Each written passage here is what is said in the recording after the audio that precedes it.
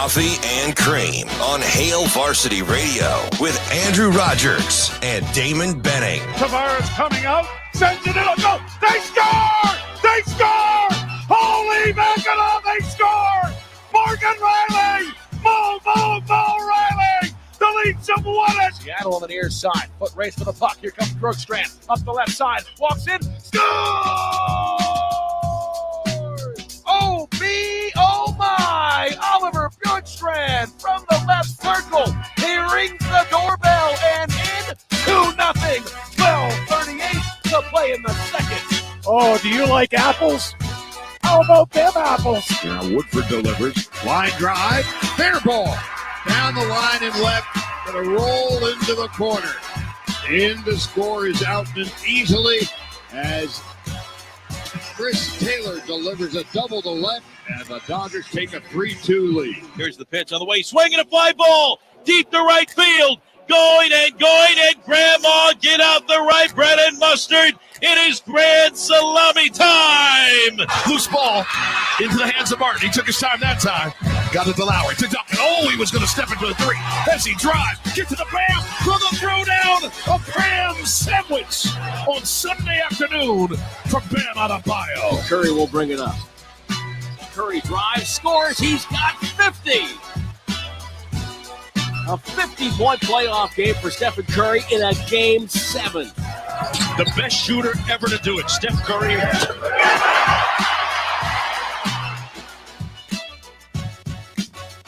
DB, do you ever wake up in the morning and just in a panic? Oh, yeah, like probably the last 8 days. What? Because I woke up in a panic this morning. Probably more like the last 14 days. That's funny you asked me that. Yeah, I've been in a panic for 2 weeks, man. How?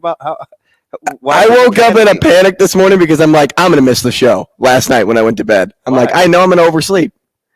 Really? Because, when you're on vacation time, right, I'm like, I'm getting up at like 8:30 every day, right? And that's it. Like, I'm setting my alarm for 8:30. And then you go to bed, your head hits the pillow, 11:30, midnight last night. Paranoid. I'm like, my charger's downstairs. I'm like, I don't feel like getting up and going to get it. My phone's going to die overnight. The alarm's not going to go off. And so for 30 minutes, instead of me going downstairs and getting the charger to feel comfortable, sense. I decided to think about all the stress that would come if I missed half of the morning this morning. Yeah, well, but I made it. Yeah, I made it. I woke up at 5, and I swear to you, I woke up and I shot out of bed. Yeah, my 12-year-old was on the couch, which I specifically told him last night, do not do. But at least he got the first half right. And that was fall asleep with the television on. So he fell asleep out there. Yeah. I mean, he had barely come out of his room all weekend, so except to play because they actually. 2 of the 3 kids had hoops. So he, is kind of doing his own thing. I'm like, look, man, you don't have school today. I get it. But at 5:20 this morning, I'm like, hey, go get in your bed. Because when your sister gets up, you're going to be mad. So it's like, hey, it is what it is. But you don't have to worry about me. I didn't get in a deep enough sleep. I haven't had a dream in about 3 months. So,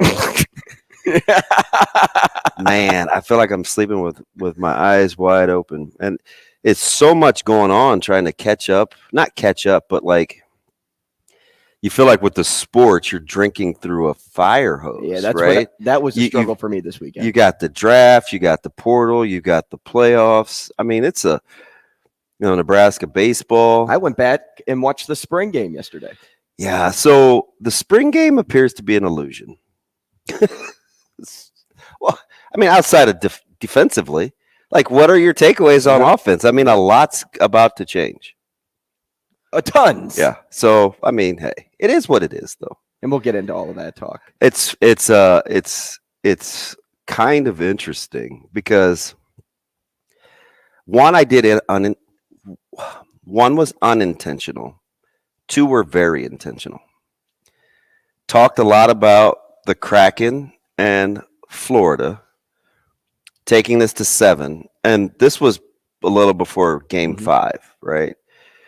Went as far as to call a couple shots without predicting the actual Game 7 winner.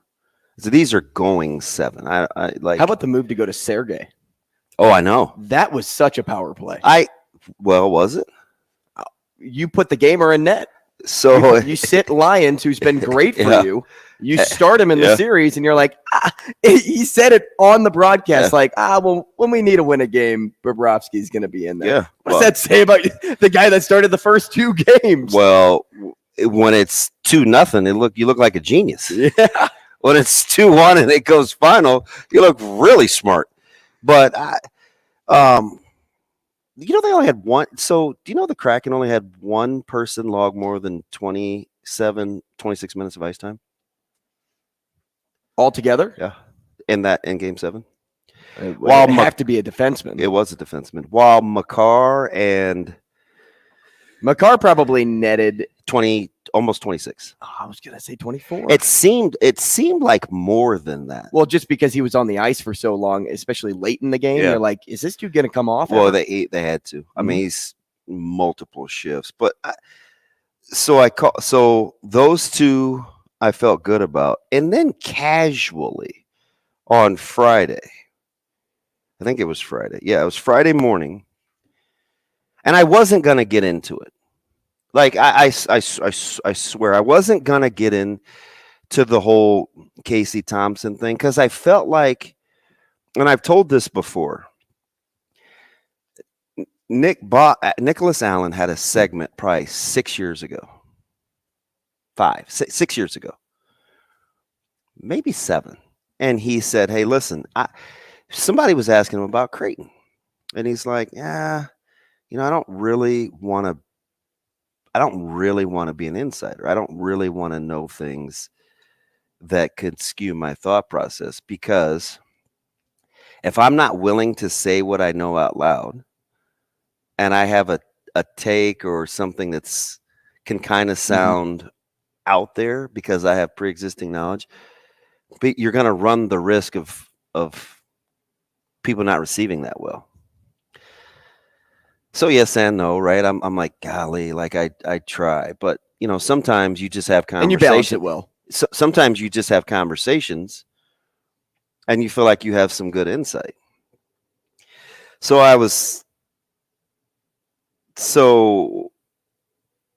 my main man, who by the way has got to be the best bargain shopper on the planet, Michael Severe, tweeted the other day that it makes sense that Casey entered the portal. And I simply said, I wanted to leave it at this, but I simply said, not really. Right? Like, not really. And then somebody, like if this was me, like people would be like, oh man, DB, going hard on Twitter, yada, yada, yada. But I can't even remember the guy's name, but he's going back and forth on Twitter about the situation, like, oh, he's gonna be this, and you could tell it was obvious that he wasn't gonna win the job, yada yada yada. And I go, obvious, huh? Yeah. Question mark. That was the word that when you said that, I just rolled my eyes to. Well, because you're talking as though like for sure, and you don't, right? Like it wasn't obvious, but I understood what he was saying, kinda. So I said, obvious, huh? Question mark. And I gave the thumbs up. My man came back with, yes, obvious, adjective, easily perceived or understood, clear, self-evident, apparent. Oh, so that's what we're on today. Right. I was like, oh, but I let it ride. You said, thank you, Webster. I let it ride. I'm like, I get it, right? If that was, because sometimes, like, if I want to cut somebody off at the knees and I'm a little condescending, people, oh, he's so arrogant, blah, blah. But I also didn't want to leave. If I'm going to put something out there publicly, like in writing, I want clarity with my words, right? So, I thought about it. I let it sit. A couple hours go by. My man Steve Warren. So it's like my friends, right? Well, at least Severe and Zadiska and Severe, and Warren. And Steve was like, "Oh man, like I get it, this, that, and the other. Plus the offense is changing, yada yada yada." And to those details, I have zero argument. Like you're absolutely right, right? Offense may change a little bit, running dynamic. Sims is ahead, but so I finally. No, I didn't even reply then. But then Dr. Rob goes, "I'm with Steve on this one." I'm not going to do his voice. Oh, no, you were close. I'm with Steve on this one. Yada yada yada. And I'm like, okay. It's like 3:30 in the afternoon. I'm like, enough's enough. I'm not talking about the what. I'm not talking about Sim starting out ahead. I'm not talking about any of that. I said, let's take this back to the original comment that I had. The original comment that I had was to my buddy when he said makes sense. And I go, not really. I know the what. I know he's 15 practices behind. I know Jeff Sims was his guy coming in because of the athleticism. But I'm talking about the why. The why he did it.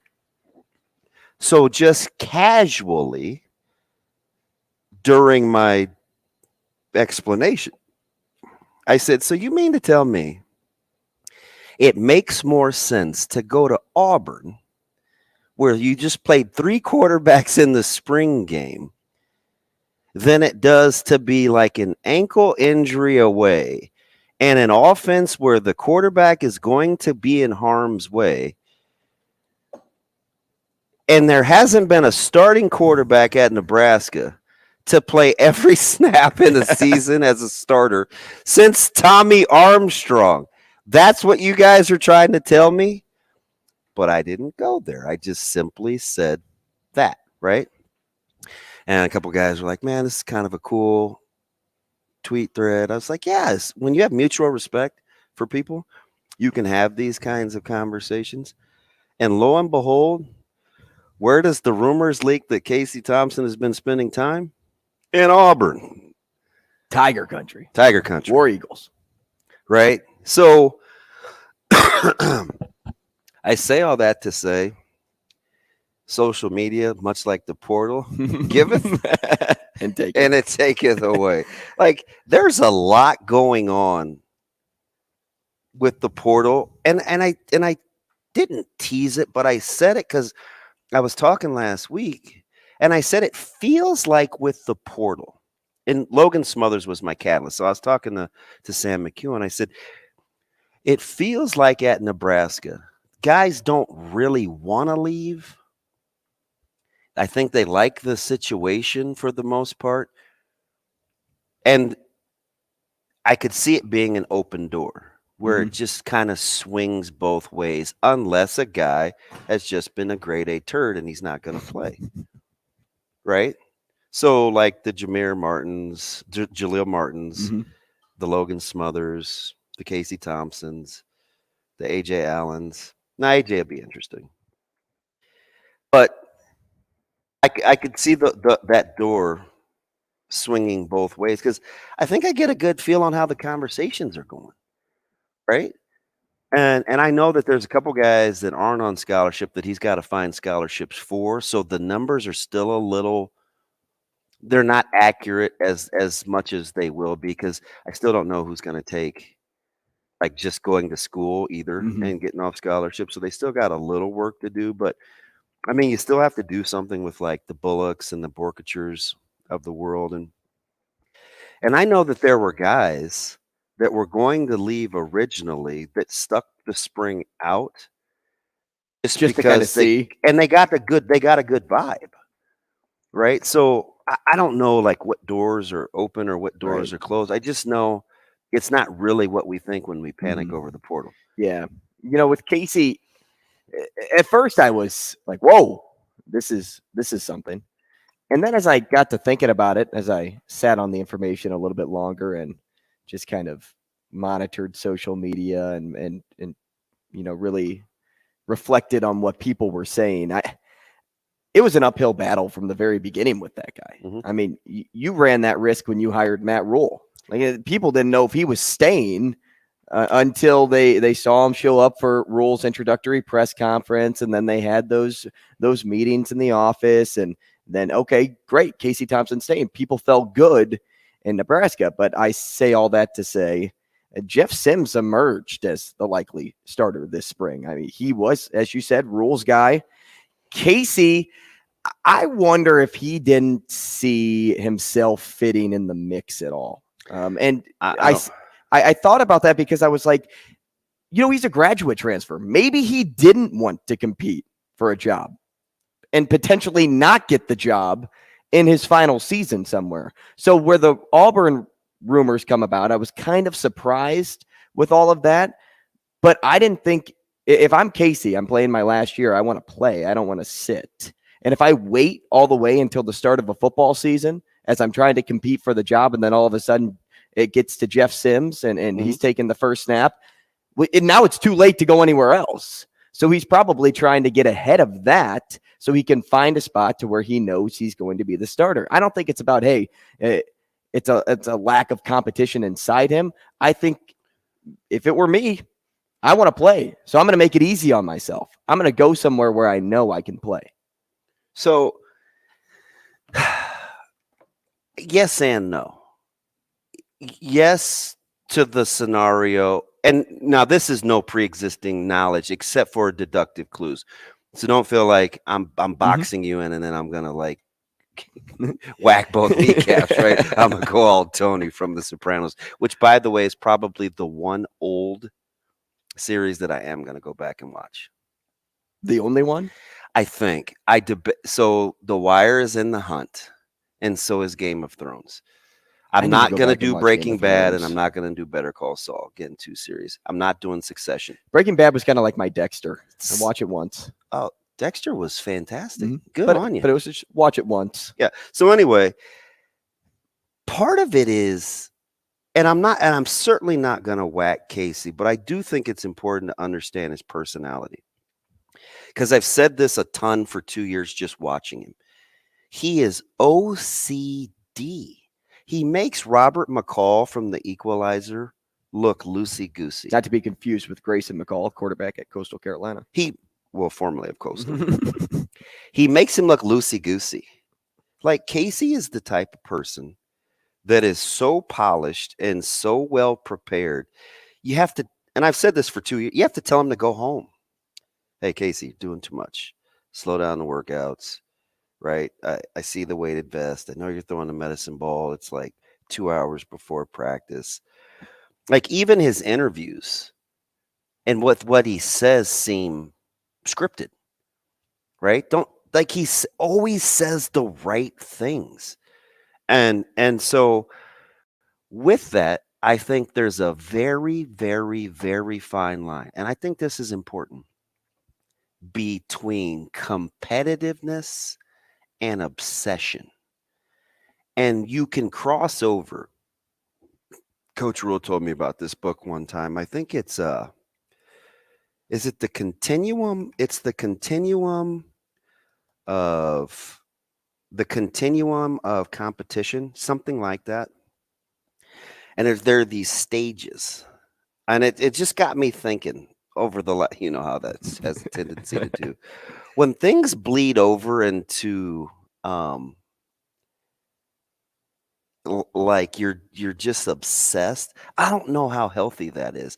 He strikes me as the type of person that needs to know to a T how something has the opportunity to play out before he even thinks about doing it. This Rule or Casey? Casey. Just not going to take any unnecessary risks. He's been raised that way, right? And I know that he was hard. I'm not going to say hard. I know that there was some massaging, even with the previous staff, right? You know, Charles heavily involved, Casey heavily involved. And so sometimes you just want to say, hey, listen, man, I know you're competitive, but let it ride. Like, just Let it ride. See what happens. It can't be about like the exact date, the exact hour, the exact number, even if you want it to be, right? So if your personality, because I saw this with T. Fraze and Brooke, right? Where Coach Osborne said, "Hey, we're grading every snap. That's team, that's 7-on-7, that's install. We're grading every snap." Some guys are like, man, come on. Some guys will be like, oh, all right, cool. I'm built for that. Mm-hmm. Casey strikes me as the guy that would relish in that cool. I'm built for that. That doesn't make it better or worse, because sometimes that's not healthy either. When you major in the minors, sometimes you can get distracted, right? And it can be off-putting. But if that's what you know, that's just the way that you do business. Sure. So I just that whole thing I think is fascinating, because I know what people want to do. They just want to narrow it down to he wasn't going to win the job. And I'm telling you, I don't believe that to be the case at all. I'm saying that with 100% certainty that I don't think that starting job was a given. Now, that's not to say that if I'm sat and I'm Coach Rule, who am I giving the first rep to when camp opens? Jeff Sims. And I think that was obvious. That was the obvious. That's the obvious, right? But after that, don't say anything more about what you know. Because that one was easily assumed. Yeah, you handpicked. You got more years. Because I think one of the things that this staff has to really negotiate is, especially in year one, when you're building culture, and our listeners know, the fan base knows, they've made some mistakes previously with rolling the dice, sacrificing culture to get good in a hurry. I listen to Coach Frost tell me to my face, "Hey, I made some mistakes recruiting because I'm so competitive. I panicked and I compromised some guys in those early classes." He said, "I'm not doing that again if I get time." Cool, I get it. Right? You get a little out of character because you're in a new place and you want to win, but the eggs never set. That's the example I gave a couple years ago. The eggs that he had in the pot never really settled. They just stayed runny, and he didn't want yolk. He wanted scrambled eggs. You don't want runny scrambled eggs, right? Well, some people do. But the culture never set. And I just don't think Coach Rule is going to jeopardize that. Remember, he doesn't leave things to chance. So I think if you're the type of player from a competitive standpoint, but at the end of the day could end up compromising the culture just for the sake of being competitive, he's going to help you do what you want to do, because I think he's for you. Well, he's 10 steps ahead. And I think... And he's turning heads nationally, too. When I was at the draft this weekend, I talked to Ryan Clark, one of my favorites on TV. He loves Nebraska. One of my favorites. He's fantastic. He goes, I think Matt Rule is going to be the real thing. And I said, isn't it interesting how this has already bled to the national stage? Oh, yeah. More CNC next.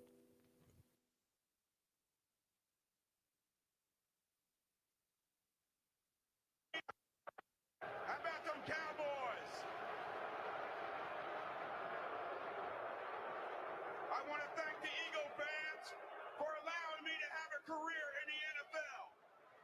Thank you.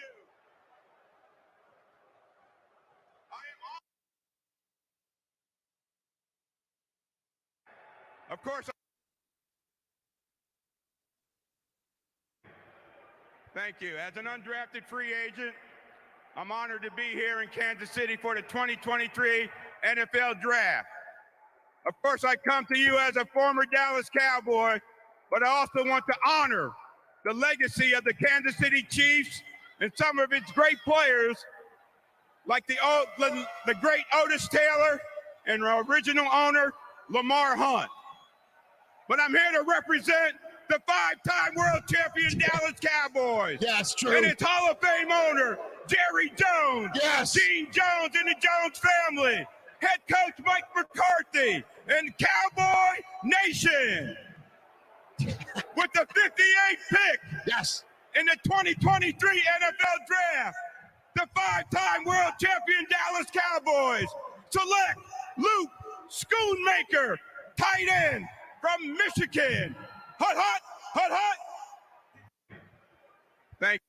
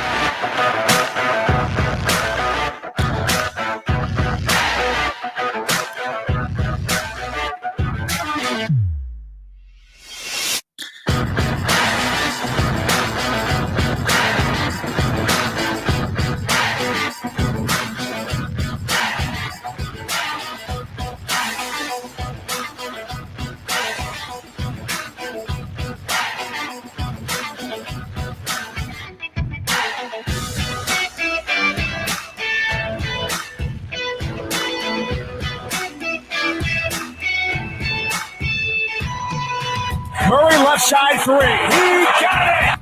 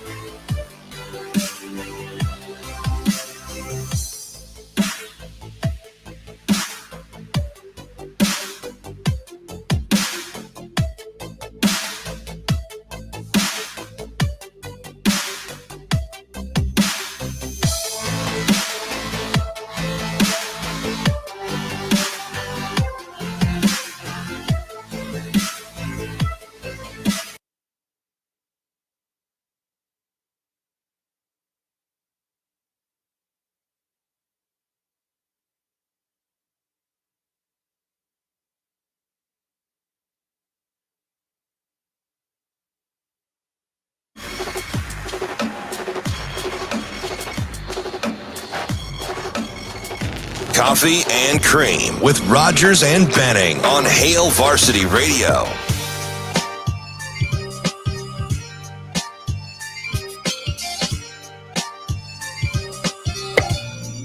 Coffee and Cream in the morning on Hail Varsity Radio, powered by Currency. It's good to be back with Damon Benning, James Schillerberg, Andrew Rogers.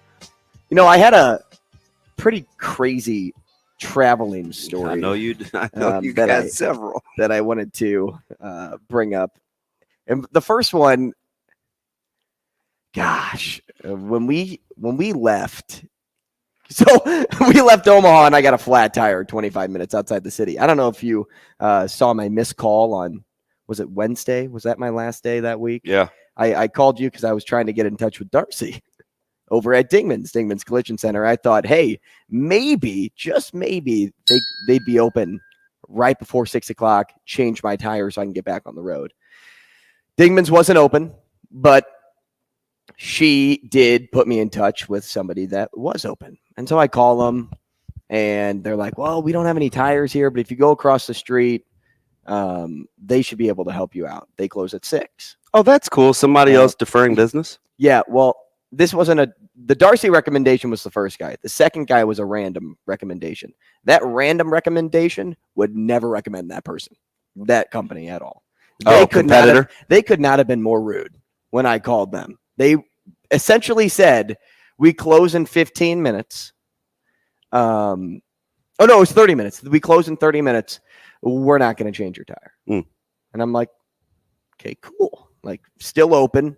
Not going to change my tire. Sick. But they had the tire. They just said they weren't going to change it. So I'm driving, and I get to a different auto repair shop, and they close at 6, and they're like, yeah, we'll change your tire. I'm like, sweet. This saves me. It's a big hassle. Well, then I end up getting 4 new tires. Okay. I've been there. So I spent like $800 before I even left Omaha to go on this trip.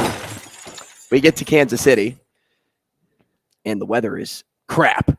Thursday morning. It was tough. Crap. Like lightning storm. And people didn't give a what? Project Runway closed. I'm like, flight delayed. I'll be there this weekend. I had a layover in Charlotte, 45 minutes. Beautiful city. Lived there. We left Kansas City an hour after the flight was supposed to leave. You didn't think you're going to get your connector? Nope. Didn't think. And if I didn't get the connection, I would have had to stay in Charlotte and fly out in the morning because there was not a later afternoon flight that I could have taken to go to Punta Cana. So I'm kind of panicking because I'm like, first it's the flat tire. Now it's this. I want to get to Punta Cana. I don't need to at this time because I was going early enough before the wedding, but I wanted to get there because I didn't want to limit my time, on vacation. And I also paid for it. So I knew it was going to be a huge headache trying to call their international number to try to get somebody that speaks rough English to try to refund me for a day. And so we get into... Are you the guy that rolls his eyes based on who answers the phone? Yes. Yeah, I know. You strike me as that type of dude. And my Spanish is not great. Stop! All right, that's good. So... We almost got kicked off last week. For real. Oh, yeah? Oh, yeah. I can't wait. It wasn't me this time. It was Robbie. Oh, okay, good. Well, he made an Indian joke. Oh. That's fine. So we fly into Charlotte. Shane's like, oh, God. And we land. It's 11:08. Yeah. We're pulling up to the gate. Our connection flight's at 11:10. I pull up. Well, they closed the doors to the plane 10, 15 minutes before the plane actually takes off. What movie was that where the guy tried to run and the ladder step thing wasn't close enough to the plane and he fell? Was that Jim Carrey? Yes, it was Jim Carrey. So we get off the plane and I realized they moved the gate. First, it was an 8-minute run to the next gate in Charlotte, like sprint. Mm-hmm. Now it's 2 gates over. So I'm thinking, did they just bless us? Like, are they going to hold the plane? Because there were like 25 people on this flight from Kansas City to Charlotte that needed to go to Punta Cana. Oh, that's good. It's better than just 2. Uh-huh. So that in turn happened. They moved the gate and took off like 30 minutes later. Oh, good for because they wanted to get us on board. So that was fantastic. Blessings. Yep. Punta Cana was great. I don't know if I can ever travel all-inclusive again. I've just spoiled by not having to pay for anything while you're there. Sound like my barber. Sound like my barber who travels a ton internationally. The barber business is good. Yeah, sure. He's fantastic. Did Caleb a solid on Wednesday before he went to Texas. But anyway, yeah. So and he's like that. I bet he's been to either the Dominican or somewhere in Mexico 7 times. I wouldn't want to change it. And he's a total all-inclusive guy. And he's even got it where he can just kind of like Rolodex it. Like, well, this resort is this, like, because he does his research. He's got a little Casey Thompson in him. A little obsessive. Maybe I got my guy to plan my honeymoon. Hey, my man Dookie Clint said obsessive Like, so what was Jordan? Jordan was close. Jordan was close to what I'm talking about. Would you call me a hothead in some cases? Yes. Okay. Very much so. See, and our listeners don't know that because I think you come across as a little more diplomatic Cool, than I think calm and collected. than you really are. But yeah, I would definitely say hothead. You get pissed in a hurry. Yeah. Yes, I do. So leaving Punta Cana is where this story gets great. So first off, I'm a little disappointed that the trip is over. I shouldn't say I'm disappointed. I'm flat out mad that the trip is over. Mad. The fire alarm starts going off in the Punta Cana airport. So you're not one of those guys that feels like it's time to get back? No. Oh, I totally am. More than 4 days. Yeah, I gotta go. I'm ready to go. I kind of enjoy the fact that, you know, I don't have anything to do other than relax. Yeah. Okay. But the fire alarm. I have no idea what that's about. It's going off for 15 minutes in the airport. I'm like, does no one know how to turn off the fire alarm? Hey, too bad you weren't on the show last week when the fire alarms went off. Here? Oh, yeah. Must have been a universal thing. Bro, we told them not until after 10:15. It was more like 8:30.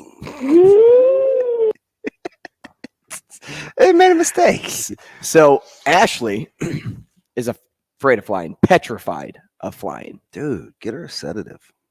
See, I thought maybe some alcohol on the plane would. Oh, here you go. Those blankets lack good hygiene, by the way. I'm just saying. The blanket. Never mind. Keep going. Keep going. I think everything on a plane lacks good hygiene. Keep going. So we get up, or we're checking in for our flight the day before, and she realizes that she can't get her boarding pass. It said like restricted or for some reason. And I'm like, oh, don't worry about it. We'll just get it at the gate. So we check our bags, and she gets her passes right out of the machine. And I'm like, great, we're good. I didn't think to check her seat number because we had paid for the seats next to each other. And we get to the actual gate about 10:15 before we're about to board, and they're calling her name to come up to the podium. And they're like, oh, we needed to see if you had this seal. So she got like double security checked. And I think that's just a random thing. Oh, welcome to my world. Which I found out that, or at least through research, in some cases, they do that. If a woman is traveling by themselves, they think it has something to do with sex trafficking. Because she booked her plane ticket separately because we did points. That's not typically why I get checked, but go ahead. It's because you're not a woman. And well, some would beg to differ. Oh, would they? I guess it is 2023. Be whoever you want to be, DB. No, not doing that either. Not that there's anything. Never mind. We get up to the gate, okay? Yeah. And I realized that her seat number's changed. And now I'm mad because first of course, through this process. Of course you are. Well, because she's scared of flying, and I'm like, I'm not going to put her through that. You're We had like- already done that once before. You're like, that's my boo. I had to give her my sweatshirt just so she felt comfortable in a seat that was away from me. Claude have mercy. And so they didn't have two seats next to each other. They're like, well, we were calling you up. And I'm like, no, you weren't calling me up because we came up and the guy just checked the seal on her ticket. Understood. And then sent us away. This wasn't hey, we changed your seat. She's like, well, I'm sorry. There's nothing I can do. We moved your seats. And as God is my witness, I make a scene. Yeah. I turn around. I'm totally shocked. I'm standing up at the counter. I have one hand on the counter. I turn around and I'm like, flight credits coming my way. What is wrong with you? I was mad. Shocker. I was furious. And I said it about 3 times. And what's great about that? You going to be all right? What's great about that is you sometimes run into people that don't even work for American at the desk. Thank goodness this lady actually had an American thing here. Because if it said Frontier, she'd be like, I can't do anything to begin with. Well, I'm just working the computer. Shane's still looking for TWA. How are you? Trans World Air, baby. Yeah. 2001. Yeah, they had a lot of flights going out of 2001, my guy. American Airlines. Hey, my man Jordan said, I was in Punta Cana for a week last year. He said the food was at the resort was so bad I was ready to come home on day 3. Between my 13 people on the travel party, they lost 5 sets of travel My clubs. food was fantastic. Well, let's compare. No, actually, we won't. We have to come back at some point and talk sports. Rogers and Benning will be back in 4 minutes.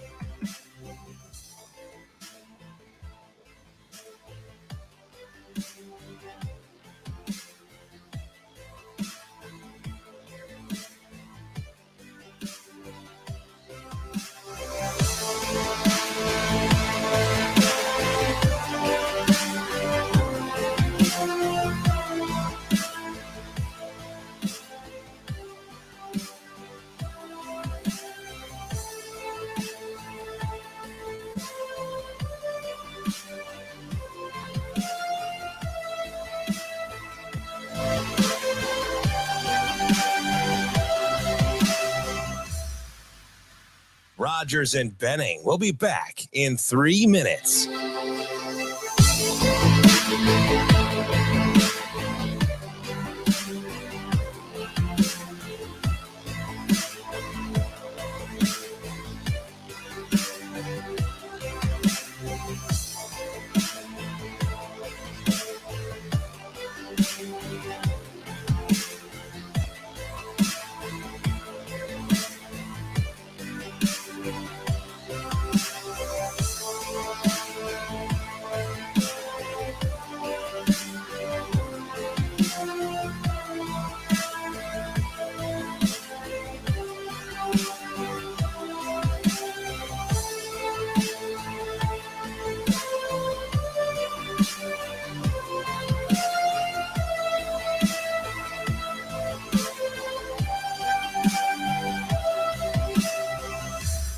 Rogers and Benning will be back in 2 minutes.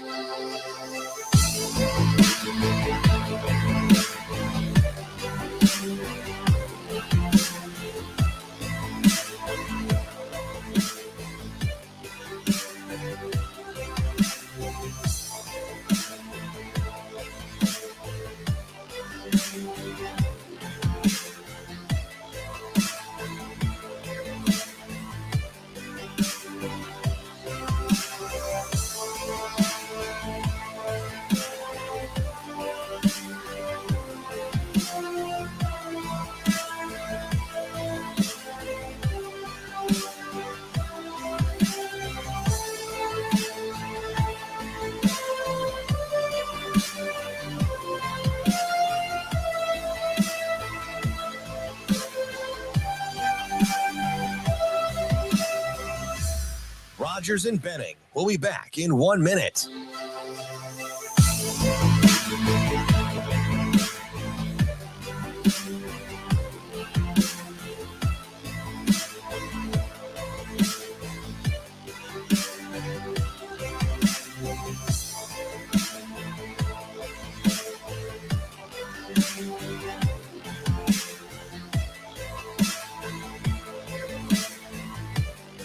Rogers and Benning will be back in 30 seconds.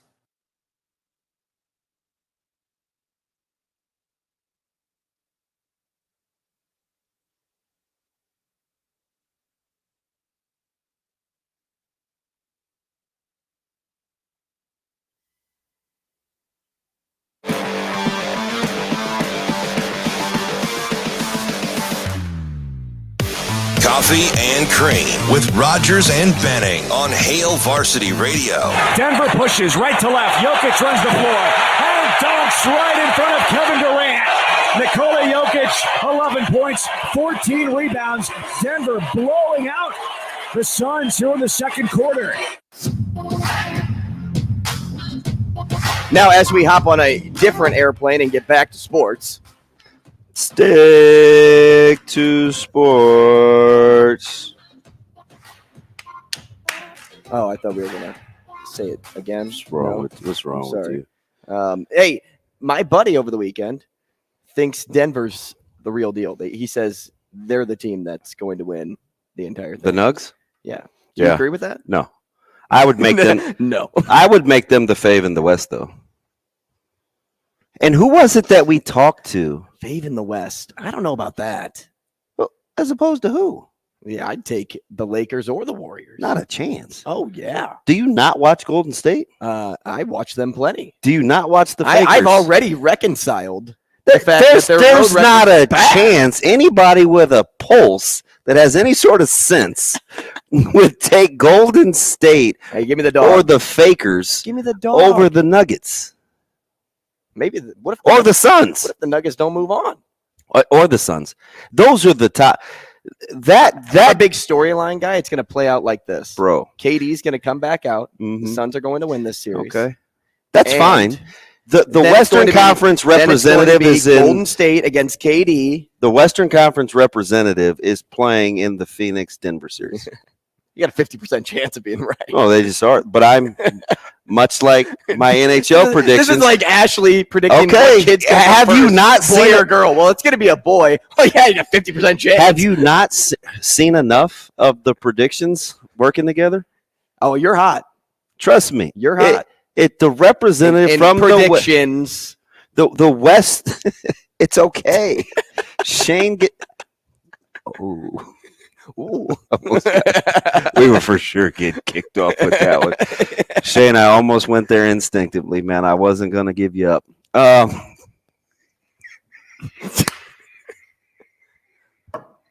Good morning. No look past. Yeah. So I would make whomever wins the Denver Sun series is the favorite. Doesn't mean that sure. And I think a clear favorite to win in what, like 5? I don't know what I can't get into that. I have to see a couple of games first before I tell you about adjustments. But and who was it before Joel Lorenzi, and he agreed? Who was it that said we discount the regular season too much? We act like the regular season didn't happen. I'll take the Nuggets. I think in a lot of cases, yes. We just talked to him just right before you left. Now, you've had a lot of alcohol and a lot of dancing and a lot of travel. I did ask Kendall Rogers the same question before we left. Who was our NBA guy? He was hilarious. And he goes, well, we act like the regular season doesn't happen. It's too name-studded. Mm-hmm. Like, usually the regular season tells us, and I can't remember who that was. I have to go back and... Was it Michael? Michael who? Oh, Michael Lee. It was Michael. It was Michael Lee. Thank you. Wow, that's good for you, Shane, because you don't even pay attention to the show. He just tossed out a first name.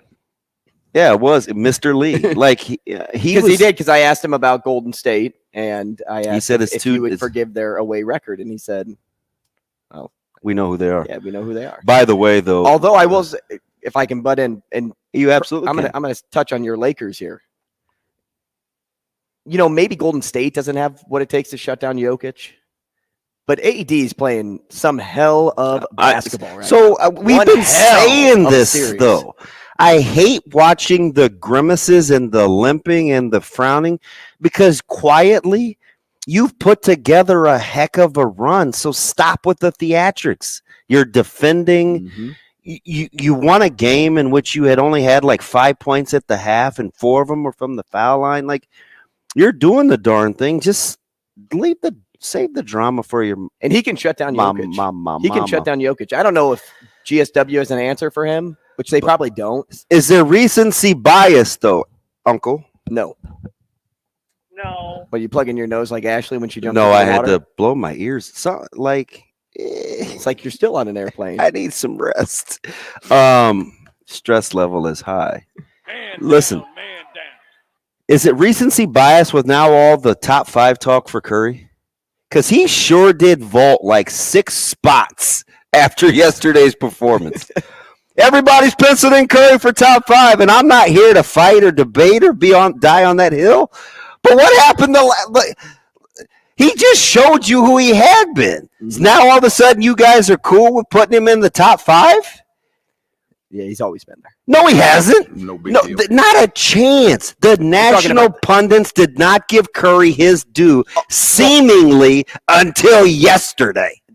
Yes. Now he's top 5. Nobody agreed with it, but I'm saying for me, he's always been there. But am I making that up? Am I misremembering? Well, people just like to latch on to that recency. Dude, everybody talked about everything he was and all the mistakes in crunch time, the shot selection, and the chewing on the mouthpiece. We're and still talking about the best system in NBA history. Well, that part we knew. But we didn't love his overall game. We picked apart his defense. Now, all of a sudden, after yesterday, I saw it. It was trending top People just 5. like to talk about things. They like to talk about when a player's not doing well. They like to talk about when LeBron's not doing well. Hey, by the way, is the Bruins season a failure?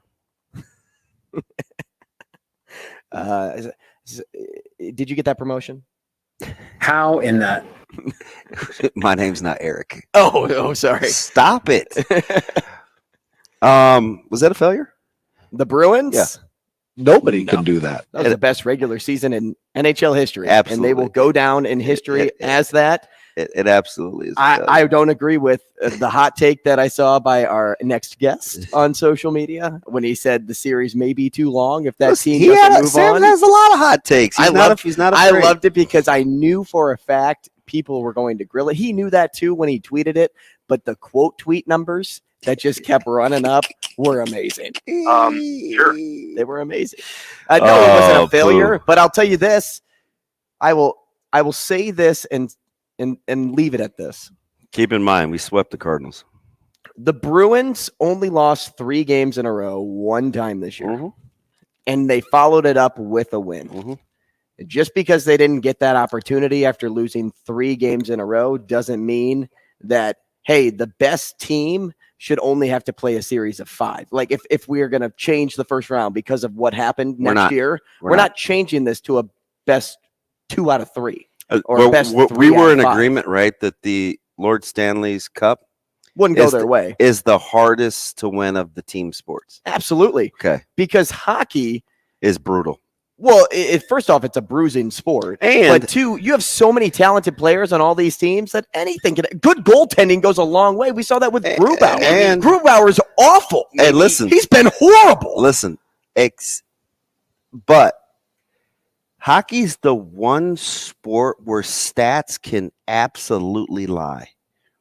Shots on goal, puck possession, neutral blue line to blue line possession, plus minus. Plus minus is one of my favorite stats, and you know that. I am definitely in the minority when I say that, but it's one of my favorites. You're totally in the minority. Maybe you don't want that record if you're any professional team. So it's now 8 out of 37. You're the one that talked about the President's Trophy. It's 8 out of 37, right? Something like that. Because its inception was 85. In the last 10 President's Trophy winners, no team made the Stanley Cup. Correct, because the Blackhawks were the last team in 2012-2013 season. And they're hot. Well, hey, who is that? Is that Dirk? I think so. I think so. Hey, I miss him. I'm going to bring him on. That would be Dirk. He's sensational. I've never talked to him. Ever? No. He's a good follow. In some capacity, Hurrdat needs to bring him in. Are you in the mood to keep predicting things? No, but I'm just saying. First, it's going to be the Nuggets Suns. Now it's Dirk to Hurrdat Sports. Who knows? I don't know. There's just some people I like talking to. So plenty of people like that for me. That I like talking to? No, I'm talking about for me. I'm saying if does that fit me? It's plenty. Plenty's kind of a lot. I don't know. You know so many people, and you talk to so many people. Yeah, but I guess maybe not every. So I know a couple of people right off the top that I feel better after I talk to. That I'd actually call Severe's probably in that discussion. Usually kind of got. I like Severe too. I've only ever talked to him maybe once, twice. You know the funny thing about him, he couldn't somehow listen to this or hear at some point. I think he gets a tough rap for being extremely opinionated, outspoken. He's actually a great listener. I think he thinks through his thoughts. He well. is, and he's experienced. So he's seen and done, and he's a great listener and a much better shopper than a listener. Both of us. Dude, he's a walking coupon. So I got Severe, I got Boyce, and I got my guy Johnny the Pig, who I got the pig. well, that's his Twitter handle. Oh, I gotta show you. He buys pigs and he does his own. I don't know the correct term, like butchering, cutting. I'll show you what this guy did. Mm-hmm. He just got another pig, and so he just keeps pictures. He always buys a pig. I'm so jealous. So jealous. I am. It's all about food. Hey, when we come back, we're talking to Sam McKewon. Stick around. More coffee and cream coming your way.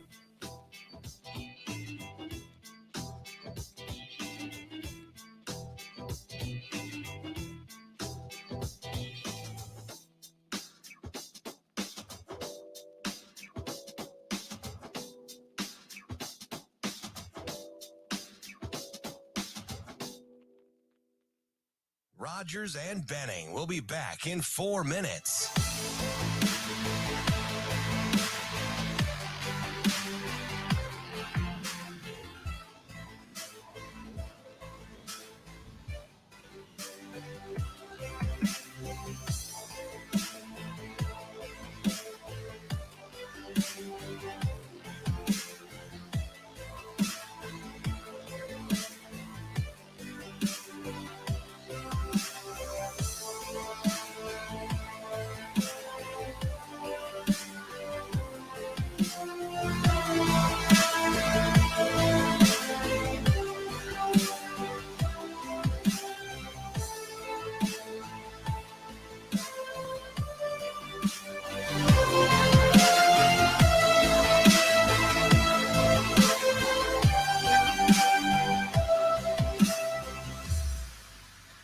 Rogers and Benning will be back in 3 minutes.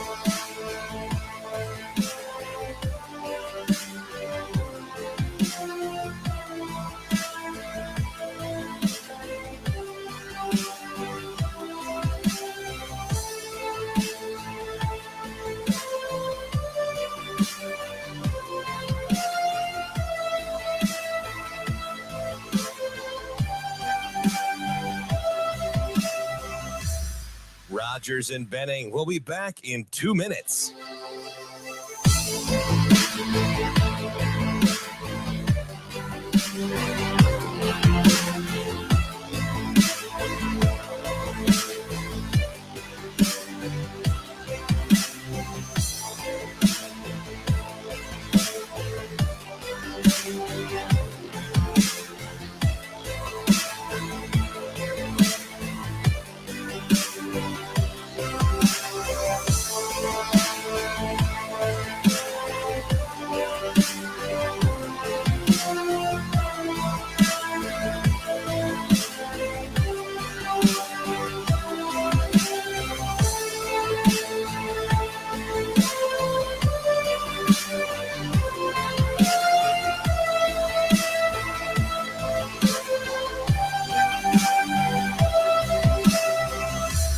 Rogers and Benning will be back in 1 minute.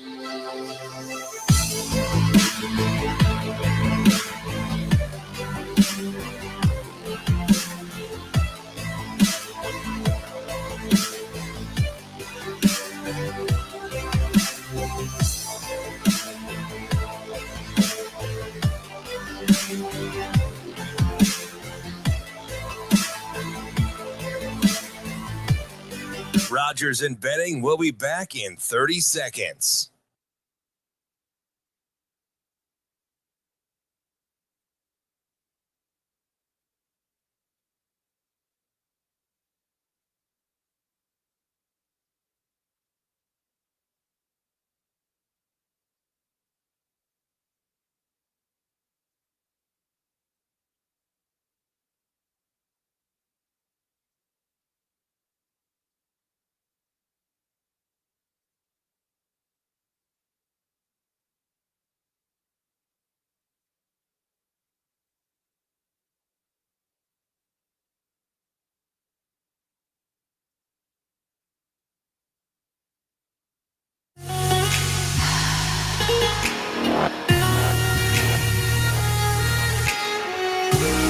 Coffee and Cream on Hail Varsity Radio with Andrew Rogers and Damon Benning. Hey, welcome back to the show. Top of the hour here on Coffee and Cream in the morning on Hail Varsity Radio, powered by Currency. Damon Benning, Andrew Rogers, happy to have you back with us and happy to have you listening, whether it's on 590 here in Omaha. We are live on Twitter, live on YouTube. We're live from the H&H Chevrolet stage at Hail Varsity Club. It's time to bring in our next guest, Sam McKewon, sports editor at the Omaha World-Herald at SW McKewon OWH on Twitter. Sam, good morning. Hey, good morning, guys. Sam, I am. What's up, buddy? Not much. Nice day, nice weekend. Like the weather. Love this weather, actually. Let me give you the quickie easy first. Should Nebraska have swept the Gophers in baseball? Or is that ship sailed for the peak level of one Sam McKewon? Yeah, they had a really great chance to do that. And, that was a hot grounder that went to Bryce Matthews, right? Like, I think look at the walking Rolodex. Mm-hmm. Very good recall, Sam. Very good. I mean, I think that was an error. They called it an error, but I don't know that it really was one. There's been a couple circumstances this year where I feel like they've left pitchers in a little long. And, I thought they did that on Friday, and Minnesota kind of started lacing him and started finding where he was going to pitch. And so that was pretty costly, but they won the last two. At this point, it's Big Ten tournament victory or bust. I mean, they're not getting an at-large bid. It's, it's not going to go down that way. So even if they win, 80% of the regular season games on the way out here, they're going to have to get it done in Omaha, and they get a great advantage. They get to go to Omaha, and if they get there, they'll have 15,000 fans and want them to do well. So can't ask for much more than that. More disappointed in Nebraska's baseball season relative to your expectation level, or impressed with Nebraska's softball and the position they're going to put themselves in potentially? The first one. I think that the expectation, the expectation that the softball team would be, if you told me they were going to be 32-17 at this point, I wouldn't have been that surprised. I think they're about where I would have expected them to be. And they got a good team. They've got 3 or 4 really good hitters, and they could use one more pitcher. And I don't mean Jordy Ball. I mean, of course they could use her, but did you expect to go 0-4 in Evanston? I mean, Northwestern is atop the conference in 18-2, but did you expect 0-4? Because they gave a couple away. They did. Yeah. No, they have a really good offense, and they showed that, right? Like it's very, very hard to keep Nebraska down for a couple games. So when they go to a regional, and they will be a dangerous 3. It'll probably be a 2 or 3 seed. They'll be dangerous because they can almost hit anybody. Now the challenge is, because of the geographical assignments, the challenge is they might be assigned Oklahoma or Oklahoma State, and those are 2 of the 5 best teams in the country. Obviously, Oklahoma is the best team in the country. So that's the tough spot for them, is that they're probably going to get assigned somewhere close, and close equals, maybe Wichita State, and they could go down there and they could knock off Wichita State for sure. But if not there, then they're going to OU, and that's lights out for anybody who plays. Gosh, I don't know if I see Oklahoma losing at all, especially down the stretch. Now, speaking of a team, probably not. Speaking of a team that I didn't think was going to lose, Sam, I saw your hot take last night. What is your quote tweet numbers up to? It's probably high. You know what's great? Like, hockey fans are probably, if you're just talking like sheer ratio of funny, they're way, way up there. So they're great. Funny. They drink a ton. They've done it at a young age. They're passionate about the sport. But they're funny, yeah. They're it is funny. I would put soccer fan in that discussion, because soccer fan for sure. But they're a little more nasty when it comes to you being uneducated. Oh yeah, and I'm not. My point of view isn't really related to the sport of hockey. It's related to, that I feel like. So I'm of the belief that if you have a 7-game series and you win the first 3, the series should be over. That's what I think. But Sam, shouldn't the team that had 12 outright losses be able to win 4 games without losing? Oh, right. Yeah. But I'm of the belief that if you win the first 3 in any series, whether it's the NHL or NBA, you've proven enough. And the series just ends. Like, it just ends right then. You don't even get a game 4, because most people will note that there are very few 4-0 sweeps. And one of the reasons is there's very little incentive to sweep a team on the road. And so you kind of lose the 4th game, then you go home and you win, and then it's done. Gentlemen. And that happens a lot. But no, I mean, I'm a big believer in, best of 5 series in the first round of any sport. And I think it's accurate that the reason that it changed is because of a stupid series in the 90s where the Nuggets beat the Sonics. And who cares? I mean, that was an odd reason to change it. That is kind of when it started to flip.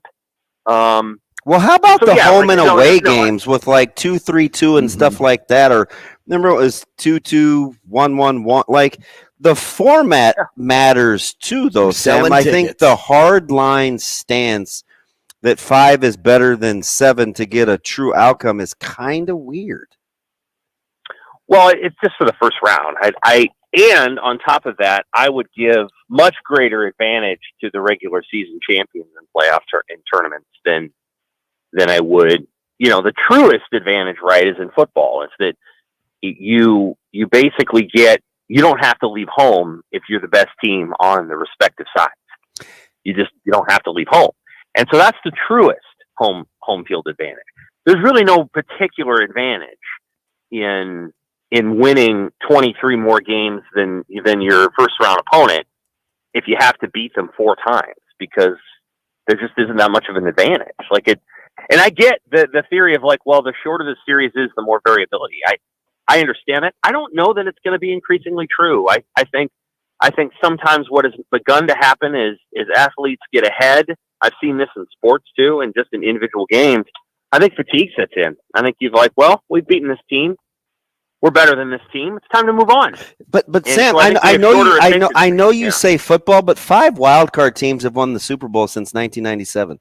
That's 5 in 26 years. That's 25%. That's really good. That's not a great example of getting to stay at home in the friendly confines in the sport of football. That's a quarter of the time, man. That's a lot. It's equivalent of a fifth. It's equivalent of a number 5 seed, which isn't that uncommon.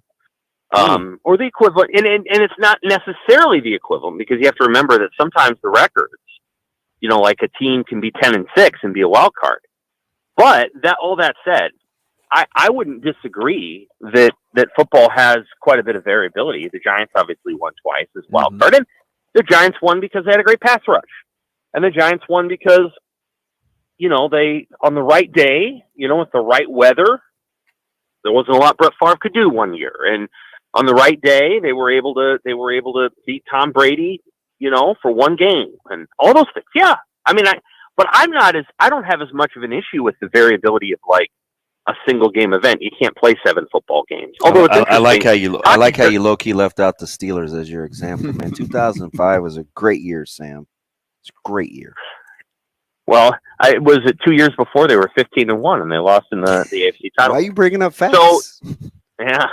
So, but the point of the argument that I'm making, and what I would say, is that you should either shorten the regular season and thus make it far less determinative, just make it far less of a deal. Would you shorten 82? Would you shorten 82 twice with hockey and basketball, or 162? Which one? Because we've often seen, for as much as we grumble about 162, man, that last week sure seems to matter sometimes in baseball. Sure. Yeah. Well, I mean, it matters in all the sports because there's such a cluster down there at the 8th seed or whatever. But no, I mean, what I'm saying is that if you want to reward teams for their regular season, then you have to give them a postseason advantage that's considerable. In other words, if you had a best of 7 series, maybe the home team should have 5 home games. I don't. What was the point of the? And this isn't just specific to the Boston Bruins, but what is the point of playing great in the regular season if the only advantage you get in the postseason is you get one extra home game in a 7-game series. I still know that there is one, and that's okay, to be clear. But the argument that I would make is they won 3 of the first 4 games. What more do they need to do? Well, they needed to win a 4th game. This is true, and they didn't, and that's all fine. But like, those are the kind of hey, I'm a person that asks dumb questions or brings up dumb things just to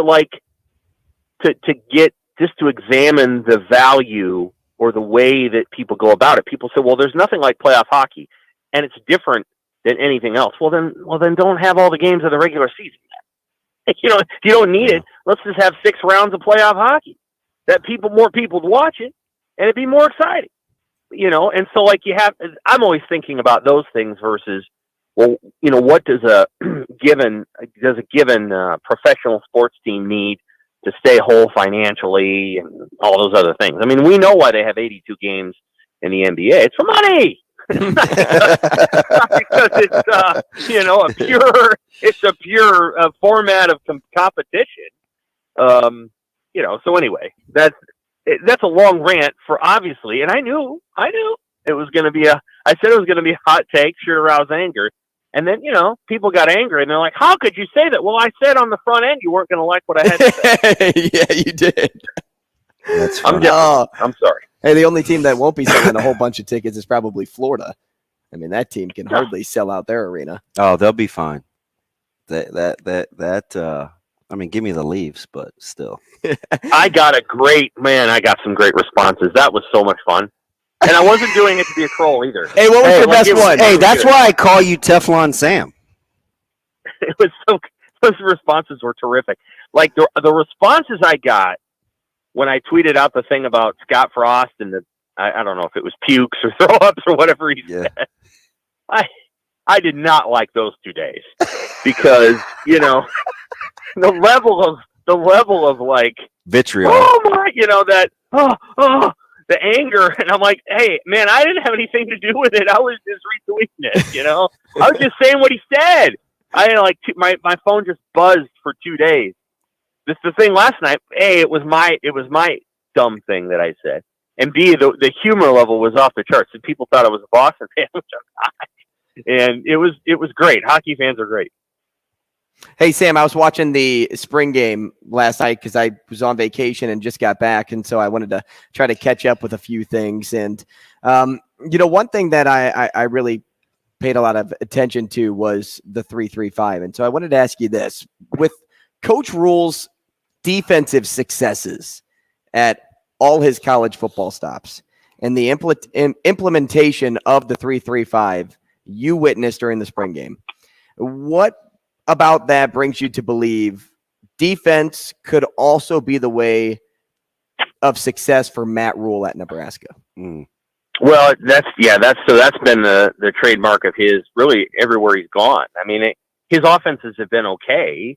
I think there were a couple that were good at Baylor, but in many ways his teams played complementary football, which means that on some level your offense is not trying, to out gas your defense, and so I think he's a believer in score when you can, if you punt really well, field position, and then put a really good defense out there full of athletes who can make plays. And so I think if Nebraska gets good under Rule, a large part of it will be the defense. I think that's going to be the driving force of success. I mean, I don't think they're going to be a program that you'll have some years where you score more than others, but I don't know that it's going to be a program that's built on scoring 35 a game. I think you want to have a solid team that plays some defense, scores when you know how to, and kind of like Michigan. Michigan had a really good offense last year. They really did.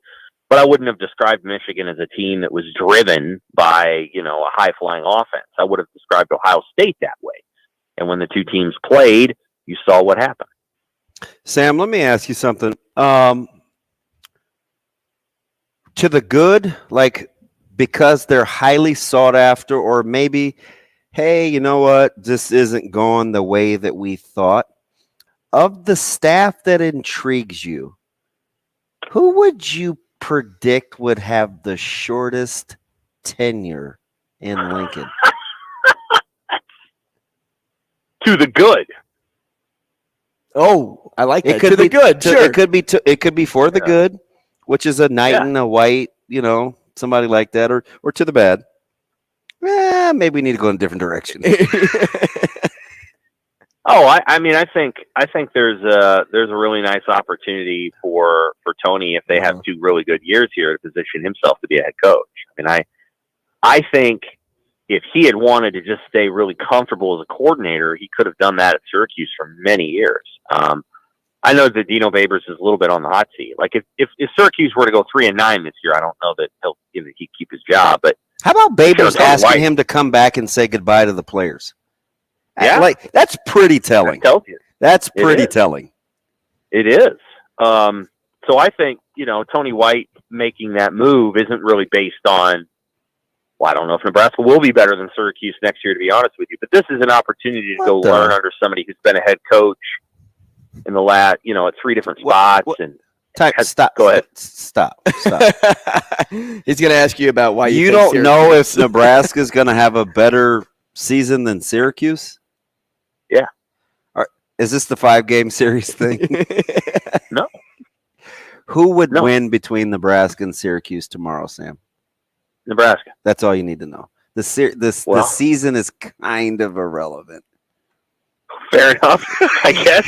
Are we discounting the regular season? No, but why do guys take jobs? They don't base it on the season upcoming. It's what's the better job. Well, I had to do that, Sam, because I was going to lose my mind for a second. My point being that he didn't have to. My sense is this could be a little bit of a tough year for his defensive coordinator resume. If he'd gone back to Syracuse, it would have been year 4 in that scheme. Yeah, but he only has to improve on last year's numbers for Nebraska. Right. Yeah. And again, I think there's going to be ups and downs. The point being that I think he took this job because there's great advantage. 1, he'll make more money. 2, he's in a better league full of better coaches than the ACC, and I'm not trying to knock the ACC. 3, he gets to learn from somebody like Matt Rule, and Matt Rule, I think, has had a lot of experiences that will benefit Tony White.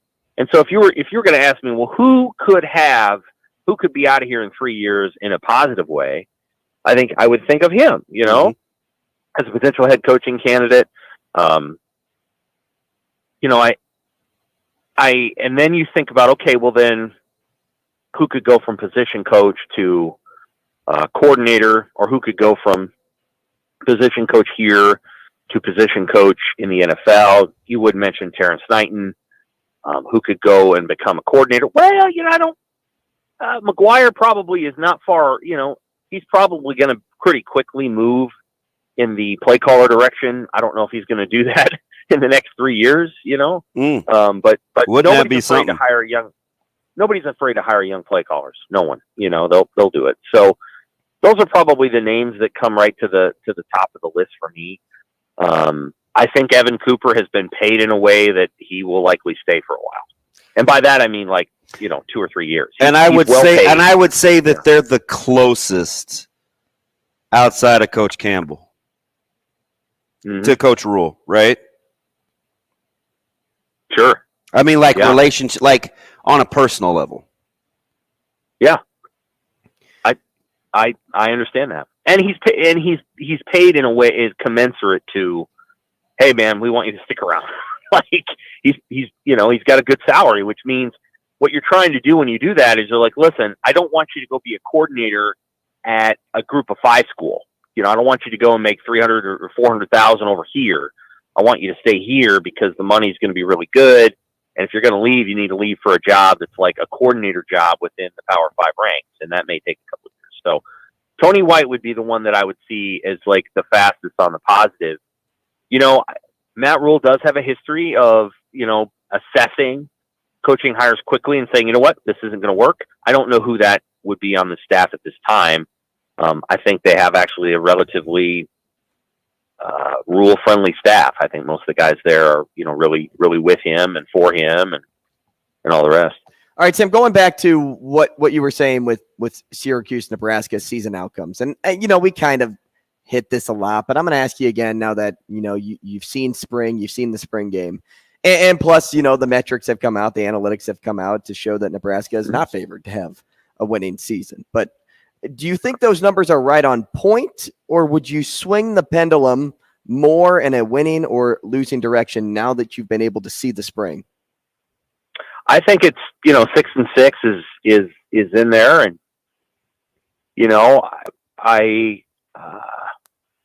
I was telling a speaking thing last week, and I said,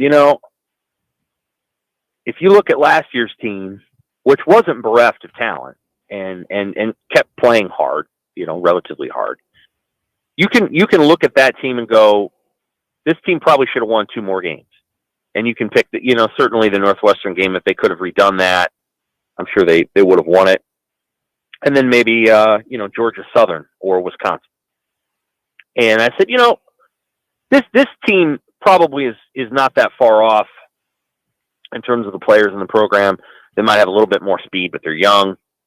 I said, if they get to 6, just take 6 and feel great about it, and I guess if they started 6-1 and then they lost 5 in a row, I guess you wouldn't feel that great, but take 6 and feel good about it and get, take the next step going forward, because, Matt Rule's first teams at Baylor and Temple were not nearly as good as 6-6.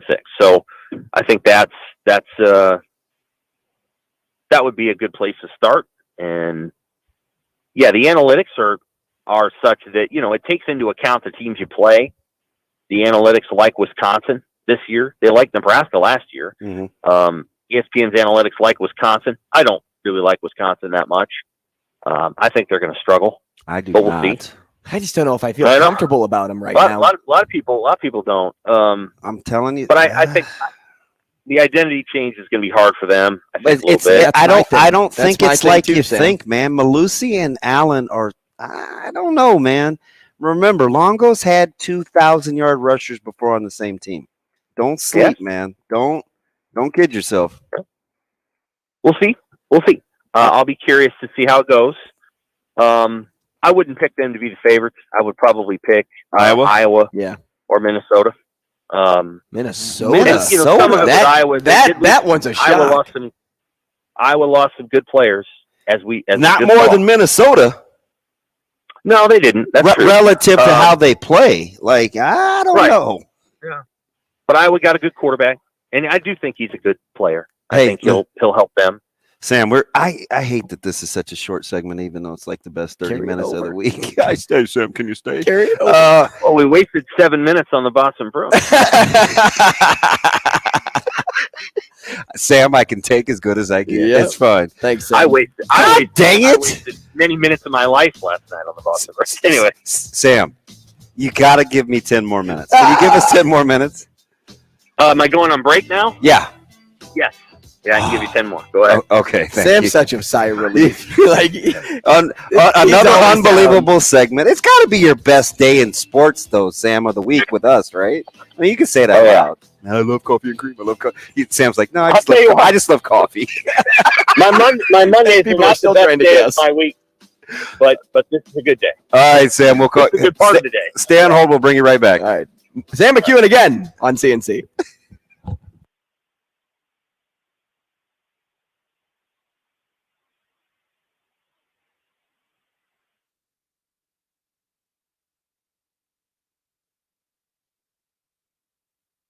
Rogers and Benning will be back in 5 minutes.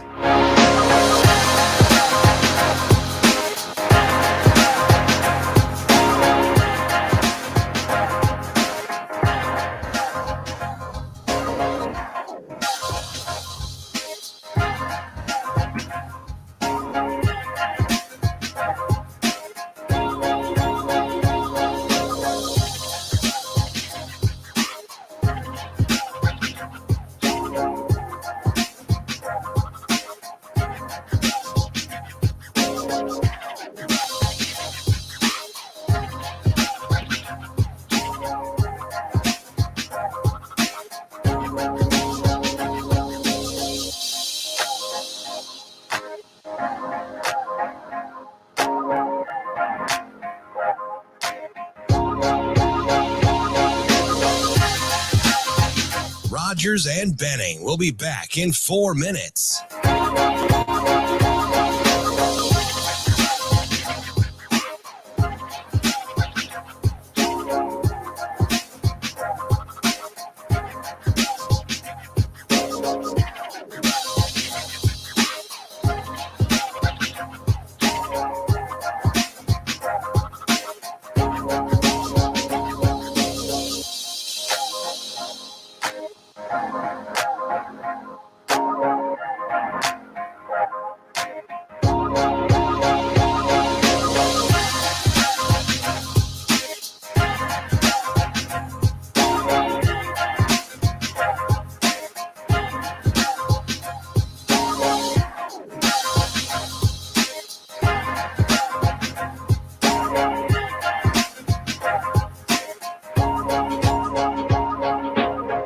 Rogers and Benning will be back in 3 minutes.